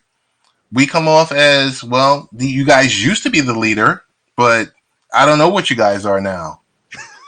And I just, from where we were this summer to where we are now, and granted, there's a new person in office, understood, needs to,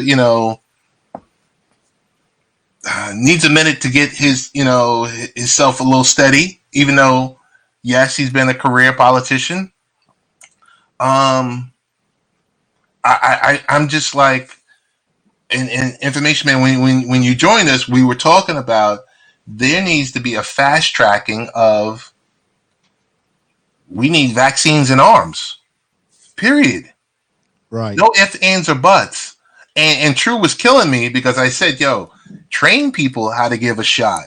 Because I was going to say to him, if I need insulin, doesn't that person after a while learn how to give themselves insulin? Yes. True. Why? Because they have to give themselves the insulin a couple of times a day. Right. Whatever happened, there was a rumor, not a rumor, but they were saying that they would like to create a powder form of this vaccine. Can they create, if they were, because a lot of people don't like shots and stuff like that. I get it. Powder form of a vaccine. Well, what I mean is if they could put it if they could break it into a powder form where it's like a pill that you could put into your body, a way that you can absorb it. What I'm thinking, where I'm going with this, gentleman, is that if they could figure out a way to better package it, if they could package it in pill form in some sense, where all you have to do is, take it out of a thing and go right into your mouth and, swallow it down and pow. I mean, that would be another way to get it to people quicker too, if they could somehow the production of it, if the production of it could be more efficient, Right. in different forms, I guess is what I'm trying to get at. I agree. I mean, I just think, well, we're going to see shortly, or we hope to see shortly with Johnson & Johnson, you turn 2 shots into 1. I At think 66%, I think they said. At 60, 66 or 68%. 2 shots into 1. Yeah. Instead of two doses, you get 1. Yeah. Johnson & Johnson I introduced thought they were going to combine new, both into 1 needle. All right. right. Johnson & Johnson introduced their vaccine that says all you need is 1 shot, and it's supposed to be between, like he said, 66 or 68% foolproof for you. They said it's enough that if you were to catch the COVID, that it wouldn't necessarily kill you if you had the Johnson & Johnson vaccine. If you were on the edge. You had the other 2? God, jeez. Well, what I'm saying is, and the reason why is because the Moderna and the other vaccines are supposed to be like 85%, 90%. Yeah, they're like 85. So they're saying that even if you go with I call it the cheaper version, right? The poor people's version. Right. That, well, if you catch you'll probably still get the COVID, but you just won't die from it. You see what I'm saying? Wow. That's what we're talking about, gentlemen. Yeah, that really is. And I heard AstraZeneca is AstraZeneca is the other one, right? Yeah, will kill the infection, or it's something that Dr. Fauci was saying tonight. I've got to be able to pull that information up, but it's on the lines of, and I don't think it kills these new variants. This is something it should be. Look, I don't understand this virus. If it's anything like the flu virus, if you get the shot, you're getting the flu shot for last year. Do I have this right? And I don't know. It's a cumulative type shot, is what you're saying. The flu? Yeah. It's a cumulative. Basically, you're getting it, and then you're getting whatever new strains. Correct or no, that's new. I've never heard of it being cumulative. But I could be wrong. If the flu shot is cumulative, because that I could be wrong. Ain't the way I think about it now. I'm just at the point that fully disclaim that I took the shot. I took the Moderna shot 2.5 weeks ago.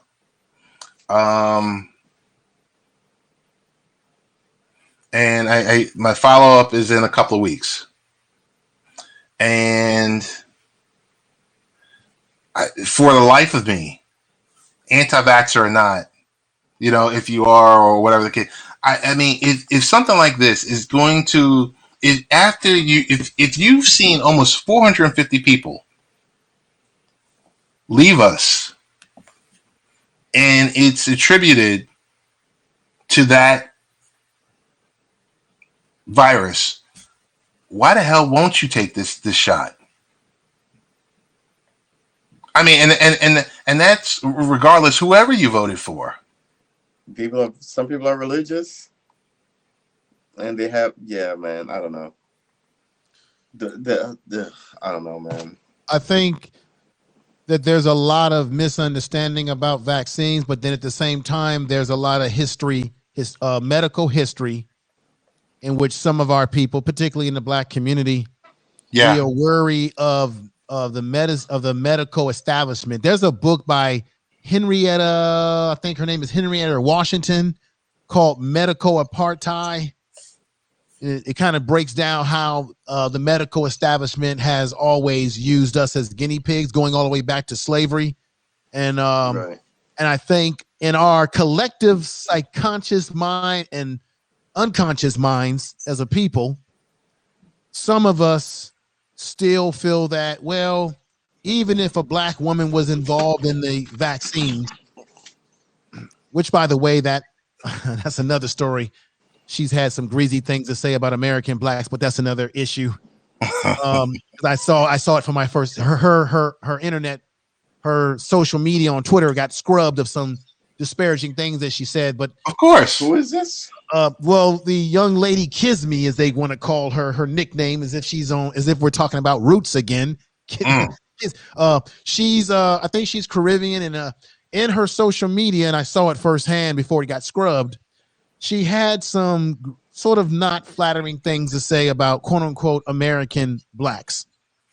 But she's the one that is This is not news. Was involved in the making of the vaccines, or involved in it as Fauci touted. And I think they're using that because they want to make black people feel comfortable that there's no funny business because a black woman was involved in the production of it. And I get that. But I think deep down in some of our minds as individuals, we still feel like, well, if I take the shot, and it's something that I'm concerned about too. What are the long-term effects of the shot, not the short term? Because they put this vaccine together within a very considerably quick time. What takes years? Yes. So then you have to ask yourself, and this is the boogeyman question. It's not, what will it do to you 3, 4, 5 years from now? Will you start having things falling off your body? 10 months. Will your skin start acting weird? Right. 10 months. So yeah. What side effects will you experience down the line if there is something boogeyman about them, how they made it so quickly? Now, that's a conspiracy type talk. I don't want to be too conspiracy, but it's something that makes me wonder. Yeah, no, it's a valid question. It's a valid question. Yeah. No one knows. No one knows. It's just like, here, take it. It's you know what? Here's the cure. And it's just like you're standing online or you know, you can either stand online for the vaccine or you can stand online at your local city MD, urgent care and take the COVID test, and you have, 400 people in front of you. Right. It's a very hard stance. Yeah, it is.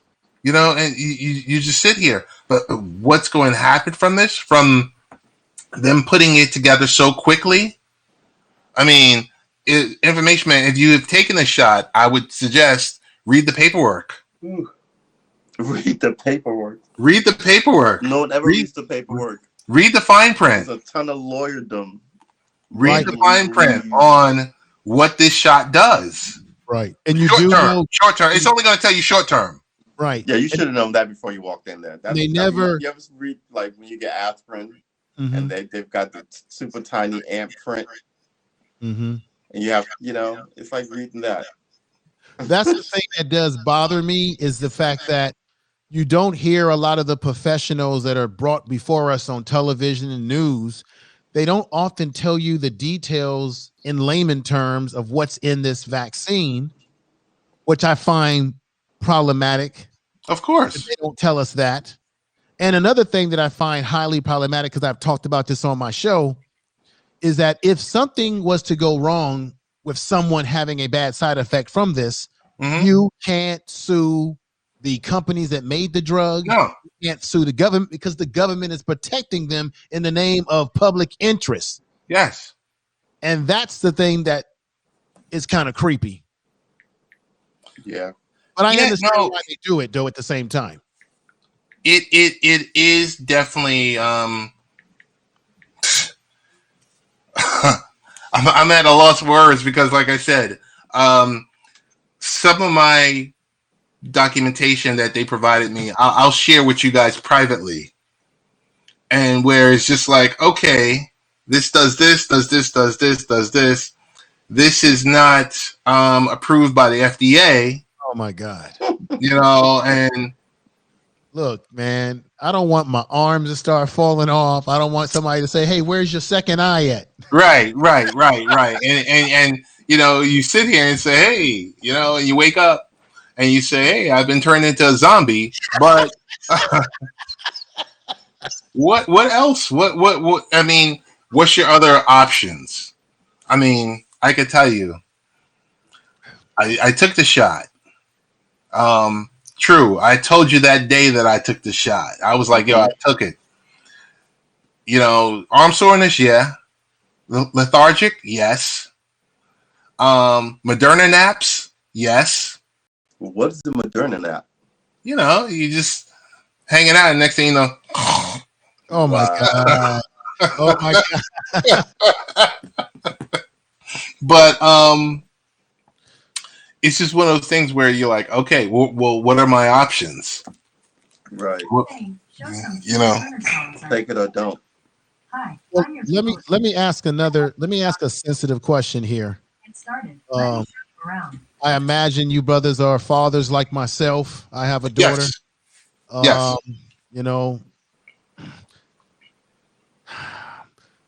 What about the kids? Like there's a thing on this. I went over an article today. Did you realize that there's this whole thing about getting our kids back into school? And the thing that's interesting is that that private schools have been continuing to have schools while public schools have been shut down. And there's people making the argument that, wait a minute, if private schools can continue schooling, why is it that public schools are shut down? However, we do know that there's a disparity between the resources that private schools have versus the resources that public schools have.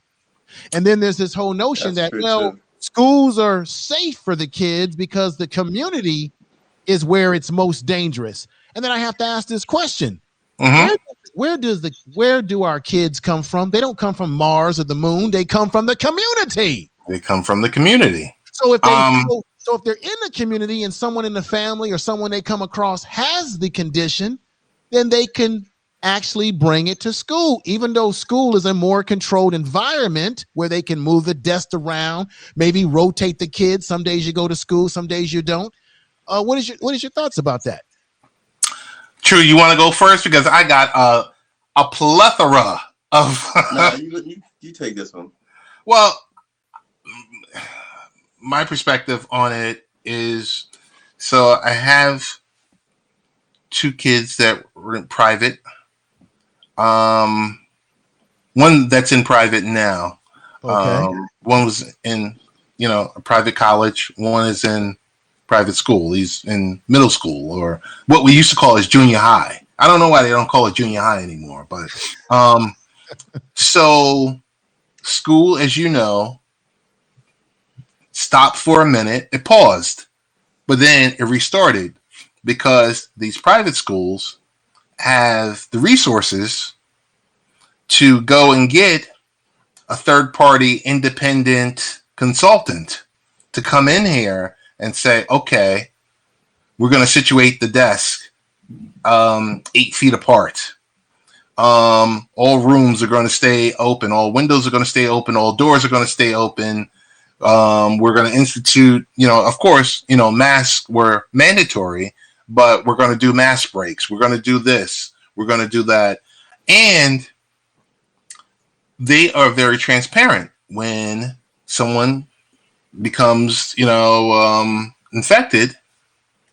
There's an email, there's a phone call, there's an SMS message going out, letting you know who was affected, what was happened. Here's what we've done.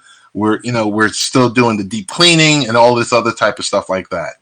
The only issue I had was at the close of the Christmas break. And I know a lot of people don't like to say Christmas, but the Christmas break where, once again, the debate was over, can I go and travel and see my family members? Can I go and travel and do this? Well, it's only supposed to be, less than 10 people in a home. I mean, 10 people at that specific event, which should have been your independent, just your intermediate family, immediate family, excuse me. That wasn't the case. So that was the only time that I will say that I kept my son out. I kept him out additionally because I wasn't sure if other people were following the guidelines. Now, at a family event. You know, because you say, oh, well, the magic number is 10 and it's an immediate family. These are people that, you know, that's your own personal bubble. Right. There's a big difference than, you know, when Big Mama and Day Day and the rest of them come, you know, come and visit. But if you You have don't, 3 families, you're going to be over 10 people. right, Like, right. you know what I mean? But the so-called number was 10 people. Yeah. The so-called number was 10 people. So what I'm saying As here, the governor flew off to his giant Italian family. right? But what I'm saying here is what where how I see it is it's a problem. It's a huge problem. Private is always going to do what they want to do because they're using the public guidelines as just guidelines. So like with us, New York City Department of Ed says, hey, we're closing schools. Private schools say, hey, we could follow that model, or we could use that as a template, or we can decide to be open. So it's kind of like the best of both worlds. Yeah, but they're never open. The private schools are always the ones that close. Yeah, but we're talking in the sense of with COVID. With COVID, it's been a totally different situation where you've got. I mean, we've seen the families, you know, the moms and the dads at home at remote school, where Right. these private schools were quicker to open up because they're funded. They're not looking for these public dollars. They got private dollars. You got to think about it. Each of those children that are walking around that school. That's a dollar sign on top of their head. Yeah, no, I know that. I mean, remember, I think the state just told New York that they have to get some of the money back for these kids who aren't going to school. Yeah, they probably will. Probably. I mean, Yeah. but like I said, it's different Definitely. from public to private. Public to private is I look at it as, you know, it's like day versus night. Right. And it's the same discussion as in big box store versus small business owner. You know, it's like, hey, we want to have our school open. Okay, you want to have your school open, but you know, are you safe? Are you not safe? Right. It's just private school is just a totally different world. Right. And let me say, I don't begrudge anyone, any parent who has the funds and the ability to send their kids to private school and get the advantage of their kids still being able to get their education while this pandemic is going on. Unfortunately, there's a lot of kids out there who are not able to go to private school, and a lot of them look like all 3 of us on this panel tonight. Yep. And they're going to be suffering for it, not to mention the fact that we have kids out there who have different disabilities like autism and stuff of that nature. Yep. And they really are going to be effed up because you totally. have disabilities like that. You need the classroom instruction. Yeah. I'll tell you this much. Even with private school, when COVID first hit, so my son went from 6 hours and 20 minutes of instruction. Now, let's also factor in that there's gym, physical education, there's lunch, there's homeroom. So take that minus that. So let's just say you got 5.5 hours of home instruction. I mean, of structured learning. When COVID hit, it became 2 30-minute classes a day. So he went from 5.5 to 1 hour a day. And, which is rightfully so, where you say, how far are our kids going to be behind? I mean, they're already behind when you look versus other countries. But this pandemic alone is pushing them further and further behind. But I don't think that's true for everybody. I think the people who are going to suffer through the worst of it, it's going to slide on an economic basis. I think these kids who go to private schools and children of the wealthy are going to weather this storm a lot easier than these project kids and these low income kids and these kids who don't have Wi-Fi. You know, some kids were having to use Chipotle, I think was the article I saw. And then they shut down the Chipotles because not shut down, but you couldn't go inside. And now the kids of that article that I'm thinking about that happened before the pandemic, they can't go back to that place for Wi-Fi, right? So, I mean, it shouldn't be this hard to learn, right? They make it really hard just to do the bare minimum. And for other groups, they take away all the obstacles. So I still think most of the conversations that we talked about it's a class issue. Yeah, it's a class issue because I'm telling you, because so my wife, she's assistant principal, and she was driving to various students' homes with laptops and broadband cards for the parents for the kids that didn't have. And you think of today, back it was 2020, but 2020, 2021, you're like, what do you mean you don't have an internet connection? And that is the case. Yeah. Or you're sitting there trying to walk the parent through logging into Zoom or Google Meets, and they're doing it on the parent's phone. They're doing it on the parent's phone, and it's like, you just look, and it's just like, it is two Americas. Yeah. Sad commentary. Excuse me, a sad commentary. It really is. It really is. I mean, it just makes you think. And I just go back to, and for Information Man, for Tru, I go back to, what are some of these, what really, once again, what are these politicians doing? Because they're getting treated like fat cats. They get briefed and they sell their stock. Yeah. They're getting briefed. They sell their stock. They're cutting deals. I mean, the constituency is the last of their worries.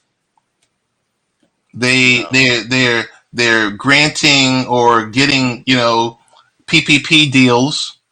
Exactly. The PPP loans that you don't have to pay back. When you sit here and I think I sent it out to our group chat. Tru, it was like Tom Brady got $1 million PPP loan for his TB12 company. Yeah. And you're like, huh? It's like, dude, you signed like, well, this is where the money goes, right? $150 million worth of contracts. Yeah. Your wife is worth what, like $500 million? Yeah. I just go back, I circle back to all of that, and you see what's wrong. And it's like, because I know a lot of people like to say, oh, they like to complain and bitch and moan about all of this other stuff. And you're like, yo, this isn't right. It isn't. It isn't right. And your elected official, and I've said this on many occasions on 1240 AM WGBB, vote that person out. Straight up. Never vote these people out. Why don't they ever vote?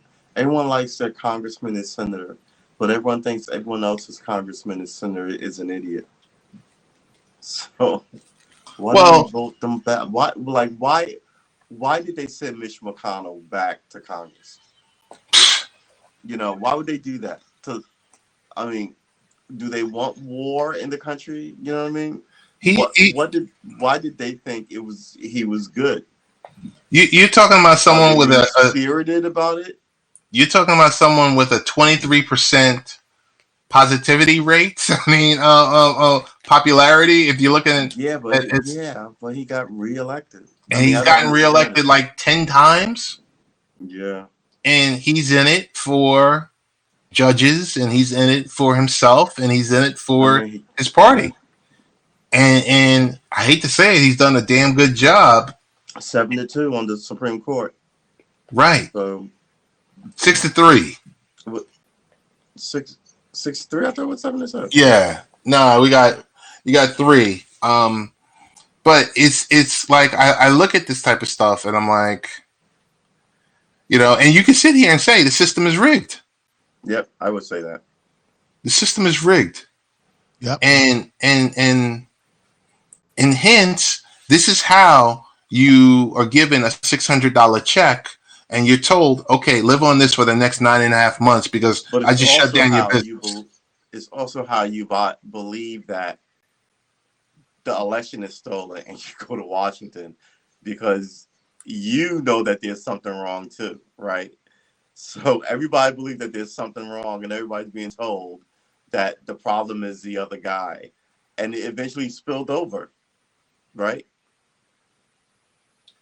Well, that was a whole lot of crazy that spilled over. Wrong is my point here. That was a whole lot of crazy that spilled over. Yeah, because but my point is they've been told the same version of these lies on their end as well, right? Everybody's being told a different thing. Is my point. No, you're right. You're right. Well, I think the last topic I had was where is it? Last piece I had was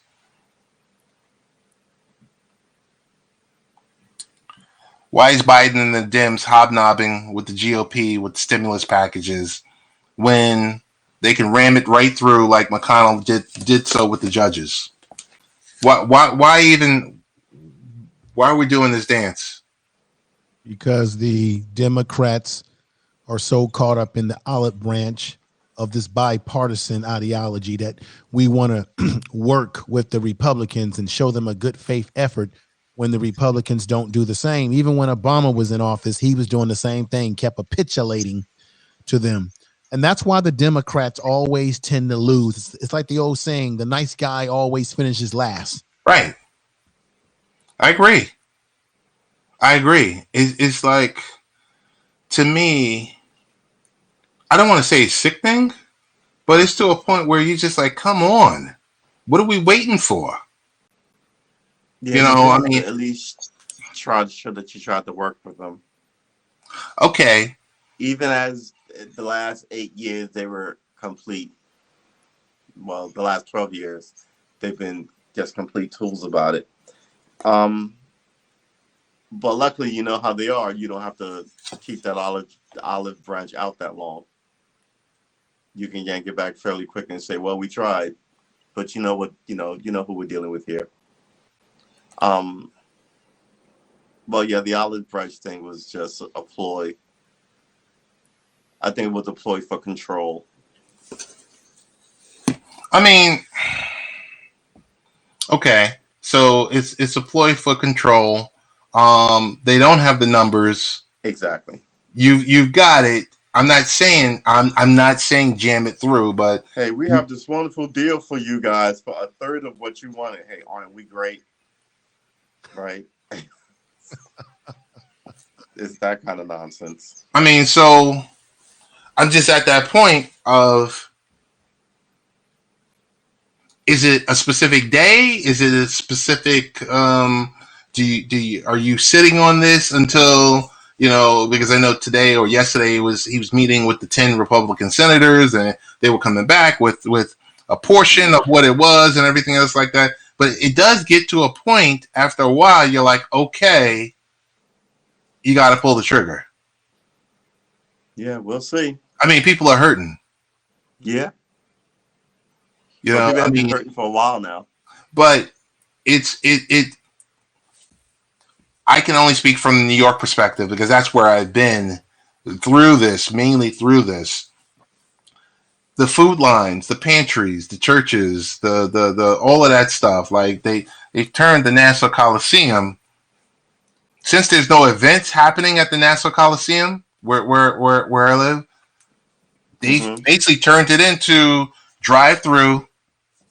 You can come, you can pick up, food, you can pick up anything, certain items that are being donated. Right. But that's across America. So how long are you going to sit on your hands and say, well, we're waiting and we want to really work together and we really want to do this? I mean, come on. at some But point, it's only been 10 days. say it again. It's only been 10 days. Right. So say that to the starving person. No, but he gets to say, hey, how fast can I write a check? It's only been 10 days. And he'd be fairly right about it. As fast as you can write those executive orders Exactly. to cover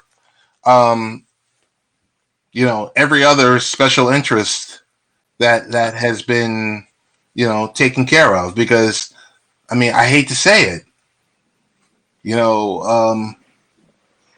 people are just out there, and you know what's going to happen behind this. Well, what has been happening, because you get people, and people are hungry, and people become desperate. The next thing you know what's coming right behind that. Crime.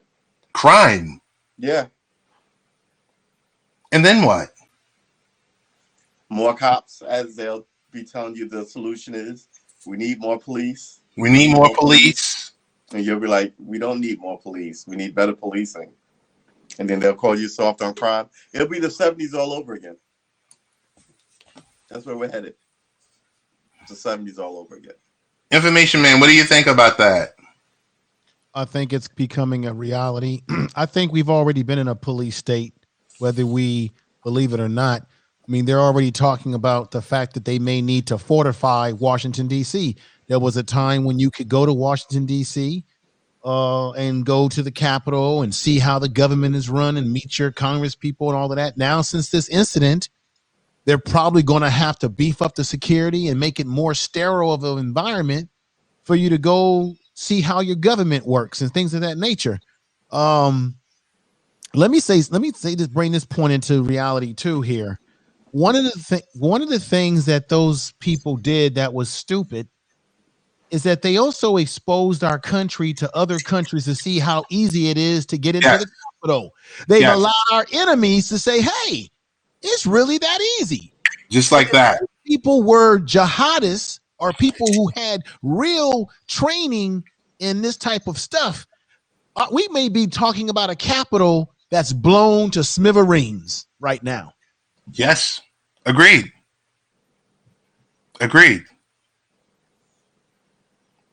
So that, I guess that's the answer for when someone says move on. So when someone says move on, and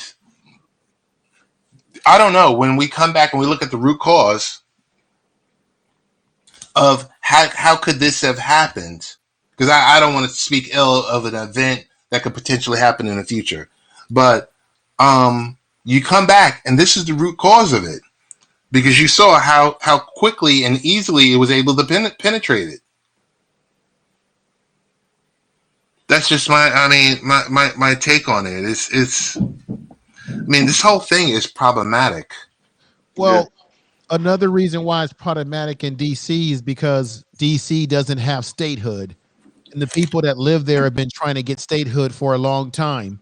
The mayor Bowser, do you realize that she had to call Virginia, yes, skirts into Maryland to get the National Guard in? She had to call Virginia and Maryland. Right. And this is and for those people who think, well, Trump didn't do nothing wrong. Guess what? She couldn't call Trump. She couldn't call Trump. She wasn't able to make contact with him. No. So the thing is, she had to go outside of a place that's a district that should really be a state for people who live there, who want it to be a state. She had to go outside of it to get resources. Now, check this out. Michael Moore was talking about this. They have around 1,000 or whatever so Capitol Police, but on this day in question, there was about 500, according to reports. And numbers could be wrong. You never know. But something was not right because there wasn't as many cops there as they would normally have by all accounts of people that were there that said that. So that makes you wonder, what was going on? I don't want to get too deep into conspiracy, but there's something wrong. And you have a mayor in Miss Bowser who actually weeks before this whole thing happened, she was saying we need to beef up security. These people are coming to town because that's what's crazy. Remember that's when what's crazy about it. First time they tore the town up the first time. And then you had that leader of the Proud Boys who went in, who got arrested when he was in town that day because he had already burned up some Black Lives Matter banners at a few churches. Yeah, that's. I mean, there's so I kind of feel like the stimulus issue bleeds into the other items, Right? The statehood for Puerto Rico and for DC. Right. You know, because a lot of people say that, you know what, the minute you do that, that's 4 more Democratic senators. The courts, if you got 13 circuit courts and you only have 9 Supreme Court justices, go 1 for 1. I just feel like they're gun shy.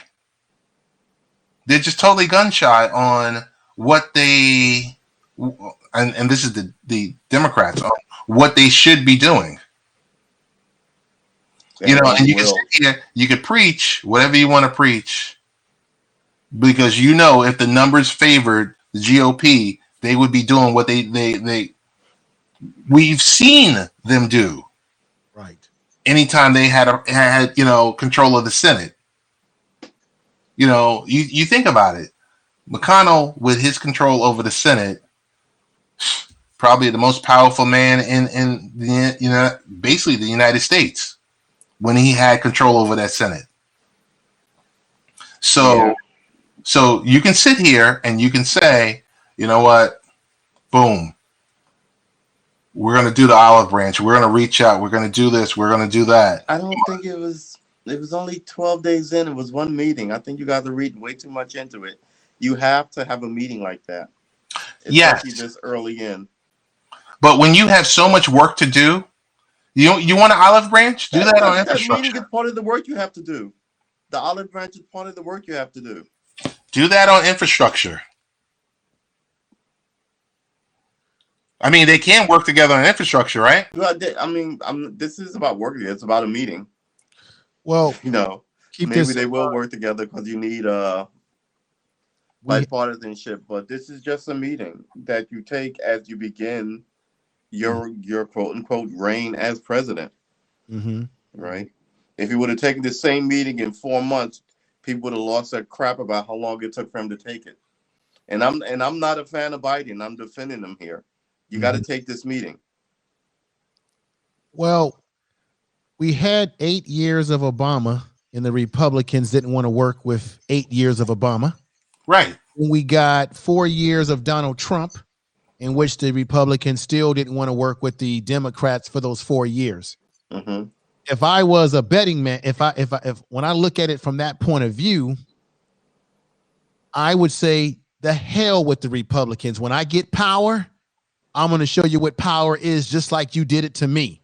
Yeah. Because the Democrats have had 8 years. So you're doing tit for tat government. Okay. Well, so, I mean, it's the just always going to been lead us to violence and breaks. So, again, you need these kind of meetings to tamp that out, because out here in the hinterlands where we the people are at each other's throats. And that's the last thing you want to have more of, is the citizenry at each other's throats.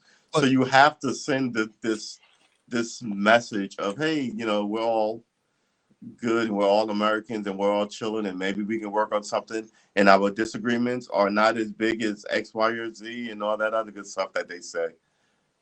But would you agree have to with take me the or meeting. disagree with me? And you can't openly be like, fuck y'all motherfuckers, you fucked us over for the, you can't be like that. Otherwise, why have a meeting in the first place? What you're saying is true, but would you agree or disagree with me that the Democrats have always been the ones leaning to work with the Republicans, whether they're in control or the Republicans are in control? And that I agree with that statement. And when Republicans are in control, they don't give a damn. They push I agree through with that whatever statement. they want to push through. Damn. Even if that's the case, you can't do the same thing. Right. Well, okay, brother. But then me ask why? But you have to get something for your constituents. Okay. But you can't be like like I said, fuck y'all. I'm gonna do whatever I want. Okay, Because you but won't always be in charge. okay, but wait a minute though, brother. Now let me ask you this. I get what you're saying, but that's what the Republicans have been doing I know every that they time they're did, in but an power. eye for an eye. So why should the Democrats be any different when the Democrats have been trying that for how many years and they still get slapped in their face? It's like a guy who likes a girl and he's like, "Hey, I want to take you to the dance." And she says, "Nah, get out of my face. I don't want to go out with you. You're ugly." That's how the Republicans treat the Democrats, like the girl that they don't want to go to the prom date with. Look, I'm not disagreeing with any of that. All I'm saying is how you respond to this is it won't be helpful if you do the same thing they did, because then you can just go. But you have to get something. Like I said, you have to get something for your constituents. But if you just go over there and, I mean, do as much as you can. You've got, the House. Do you have the Congress? You have the Congress. You have the Senate, and you have the presidency. So do as much as you can with it. I think the reason why he's not doing a lot now has to do with a lot of executive orders, because he's got no cabinet essentially. And they just made Buttigieg the Transportation secretary today. Right. And so I mean, and why they're doing like 2 guys a day. Cabinet? He doesn't have a cabinet in place because Donald Trump played games. Yeah, well, I mean, we all know that, but that's the point. Everything leads into something else. The point is that he's got to write all these executive orders because, one, he doesn't have a cabinet. 2, he has to take these meetings because he's not really doing any real major business, but he still has to take meetings, right? You still have to propose stuff, even though you don't have men like in the, how many cabinet positions are there? 16, right? In these positions or so, 14, to essentially run it proxy for you to come up with, we've decided to do this, Mr. President. What do you think about it? Yeah, do that and that this, or nah, don't do that at all. So he's got to do all this crap himself, and we know that Donald Trump didn't help him out. Yeah, we know that. But at the end of the day, you have to govern like a big kid, because everybody was crying about the way the last guy governed like a child, and like these, this is part of it. I just think there's so many initiatives that need to be done. The last guy never did infrastructure. He talked about it for 4 years. But the guy before that, or the guy before that. He did do infrastructure. It was the wall. It was the wall. Excuse me. Excuse me. You're right. I call a spade. But what I'm saying, True, is the fact that yes, you want the olive branch. Yes, you want to work together. But there's a lot of initiatives that you can work on. If they don't want to work with you, an olive branch. Excuse me? I just said you have to take the meeting. I didn't say anything about an olive branch. And I said you should do all this stuff now, and quite frankly, to hell with them, because what you said was right. They did not helpful. They were obstructionists and all that. But you still should take that meeting while you do exactly what your constituents want. I agree with you. I'm not saying they shouldn't take the meeting. Not these signing statements. These what are they called? Executive orders. These executive orders.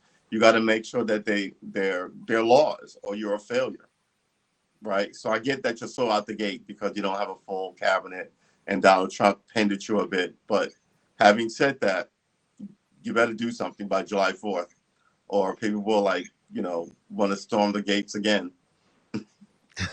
That's true. That's true. I think we beat the hell out of these topics tonight. I had a great time. I want to thank both of you for taking the time out. I do want to ask each of you, True, how often, what's going to be the time frame that you're going to be doing your podcast or your vodcast? I'm so off my schedule. I don't even know. It'll be soon though. I'm gonna get back to cooking and gaming, and Sounds good. All right. Where it goes. So, but for our listeners and our viewers that are, because this is going to get turned into an audio podcast, what's the best way that they can get in contact with you? How can they find the work that you're going to do? Well, I've got a YouTube channel called Tru Armor. I've got a Instagram feed called Tru Armor, and I'm mostly on your pod, so catch me when you catch me. I got a Twitch channel that's inactive, but I'll be there this summer too. I'm slow but steady. Okay. Okay. Something on here wrong. Thank you, because I was trying to click into his channel again. Yeah, definitely follow his YouTube channel, but I'll find his page. Well, yeah, we'll connect. Don't worry, we'll connect through Twitter or whatever else like that. Information Man, where I know we can find you on Happs, but do you do anything exclusively through YouTube? Do you do stuff exclusively through Periscope? Where can we find you? Well, you can mainly find me on YouTube, same name, Information Man Show. You can find me on there. I usually go live on weekends on there. And then I also have a podcast channel, second channel called Information Man Speaks Podcast. And I'm in a process, or not in the process, I've been going live on there almost every other night, going live. And I'll be broadcasting through Happs. Now that I've discovered this platform, I'll be broadcasting through this quite a bit as well on my first channel. Then my podcast is also an audio podcast. So I'm on Google, SoundCloud, Spotify, all of those good platforms. And I'm on Twitter at Clinton06, and you'll see Information Man Show on there as well. And I do broadcast when I go live on both my channels. I go live on Periscope as well. What I'll more than likely do with this platform is I'll probably be blasting live through this platform into those other few platforms that I use. So I'll be broadcasting using this platform as well as much as possible.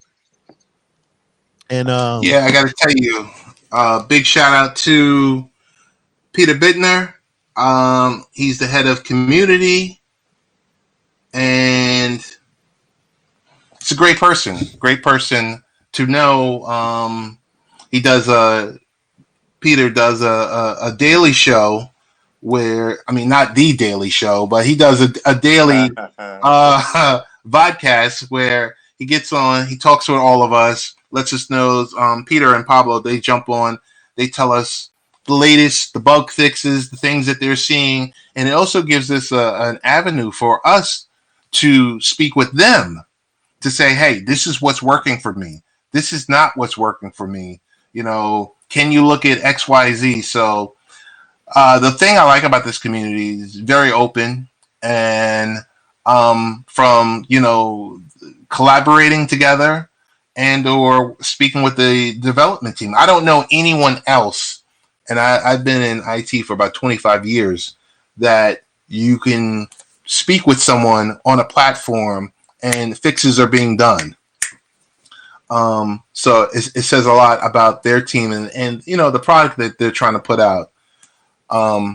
People are people, and it's like there's no product that's going to be perfect. There's no technology that's going to be perfect. Mm-hmm. So let me say that I think this is an excellent product. I found out about this platform through Irene Smith, and she's on here. She's a content creator on YouTube, and she gives you tips on how to be a better YouTuber, how to use these different tools and podcasting. And so she does like one of those gadget type shows where she gives you all the bells and whistles about using platforms and social media. She is fantastic. Peter might one of the team members of, he may be familiar with her. She's on here. Probably. And she's kind of well known within YouTube and what she does over there. So I love it already. Today was the first time that I actually really utilized it and tried to get myself comfortable with how it works. And it was very user friendly. And I love the fact that you can connect it into all your different social medias and broadcasts and various places.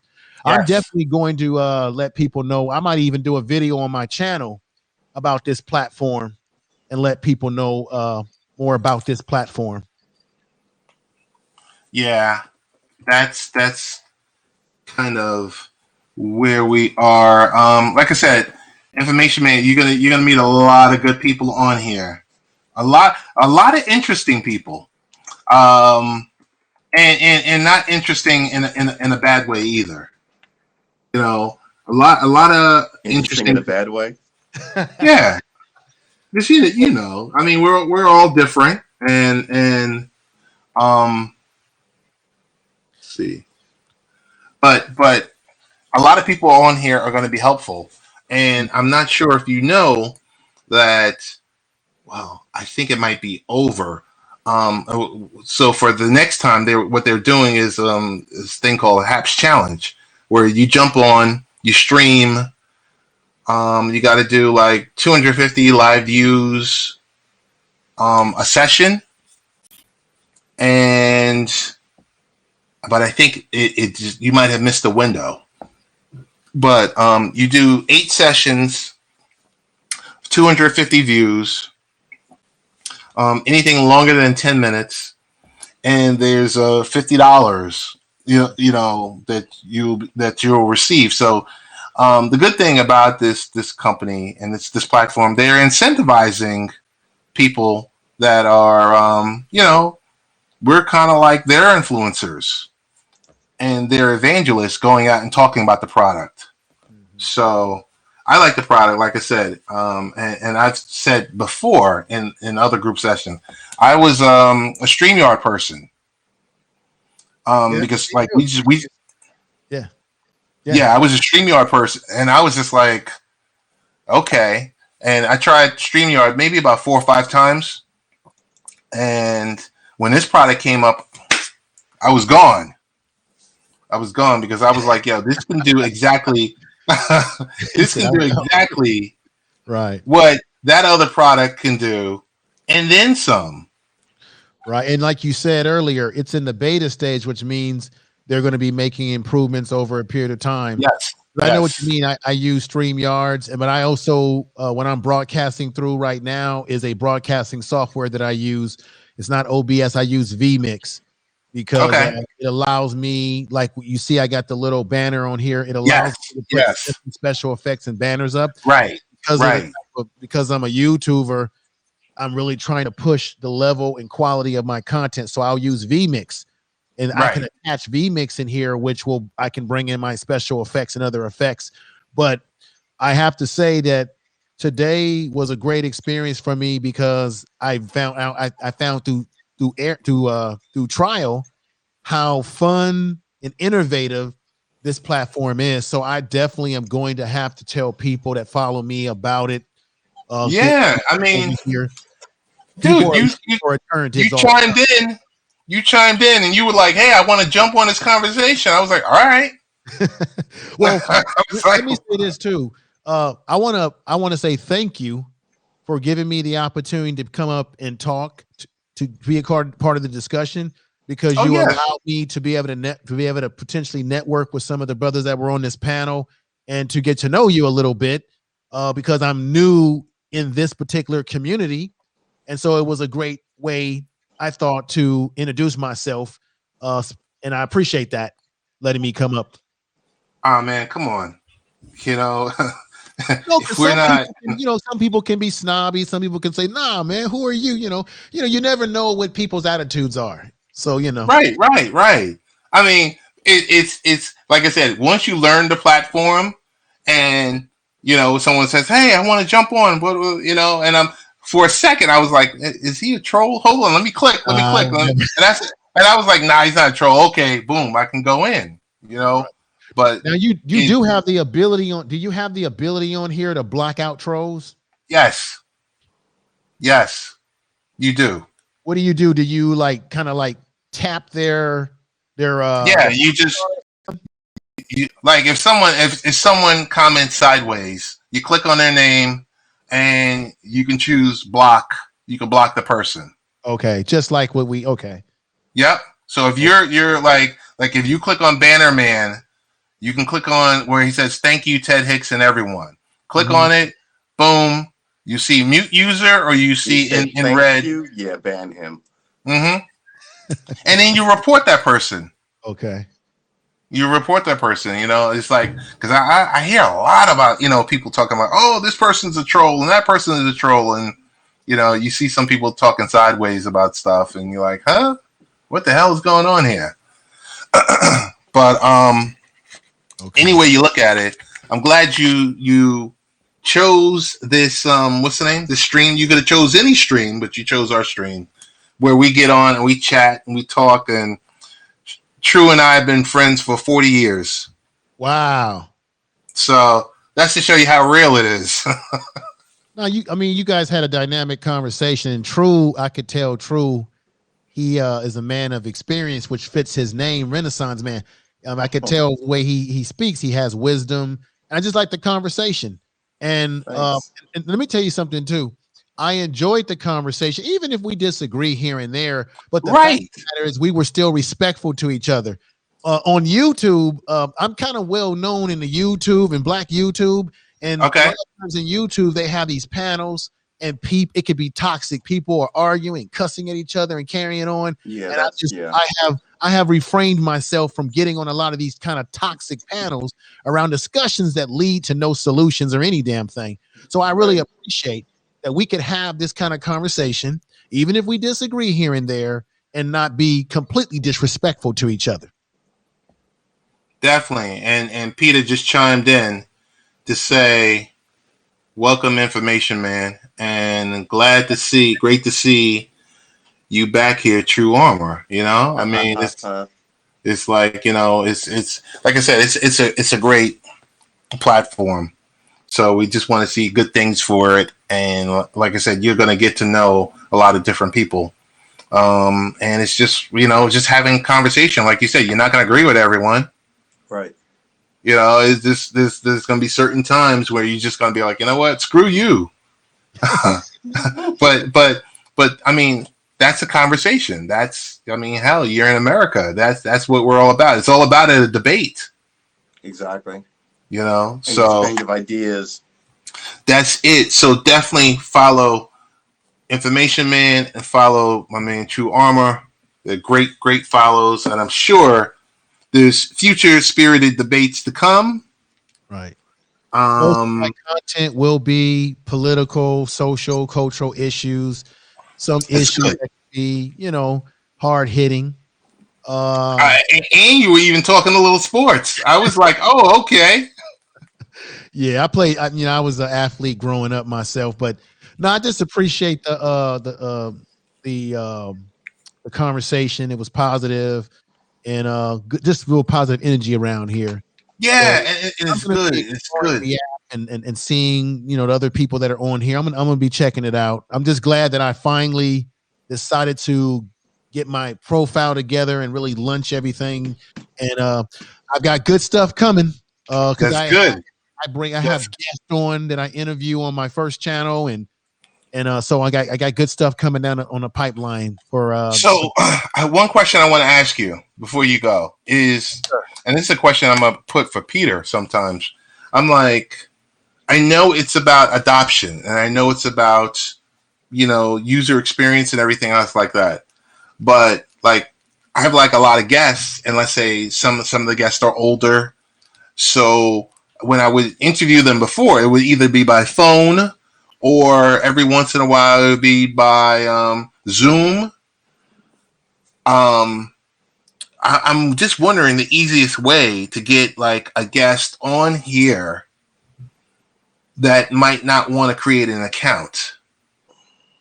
That's the only thing, Is there any kind of way they can make it possible where if you give someone a link, he said they're working on it, they can get into your show without actually having an account? Because I got to be honest here, that's a very important aspect, because you're going to do shows and you want to bring guests on, but not every guest necessarily wants to have an account or has an account. So if that's what they're working on, that's going to be fantastic, because if I'm bringing guests on here, I want especially if I'm going to put a panel together, you want the ease and the ability to just send people a link and they can just come right on in. Yeah. And Peter just said they're working on it. Oh, that's fantastic, Peter. They're working on it. And because it's stuff like that where we can bring them on, and because like I used to do when I used to do a pod, you would just have people coming in and out, dipping in and out. So like I used to do a 60-minute pod and I would have 3 guests. So it was like 15, 30, and 45. Right. So it's like just an easy way. And I remember like the Blog Talk days. I don't know if you use Blog Talk Radio. I used to use it. I did some Blog Talk Radio with a friend of mine who had a channel, and I get exactly what you're talking about. Yeah, you have them come in and out, and it was just like, because some of these people need low tech. Right.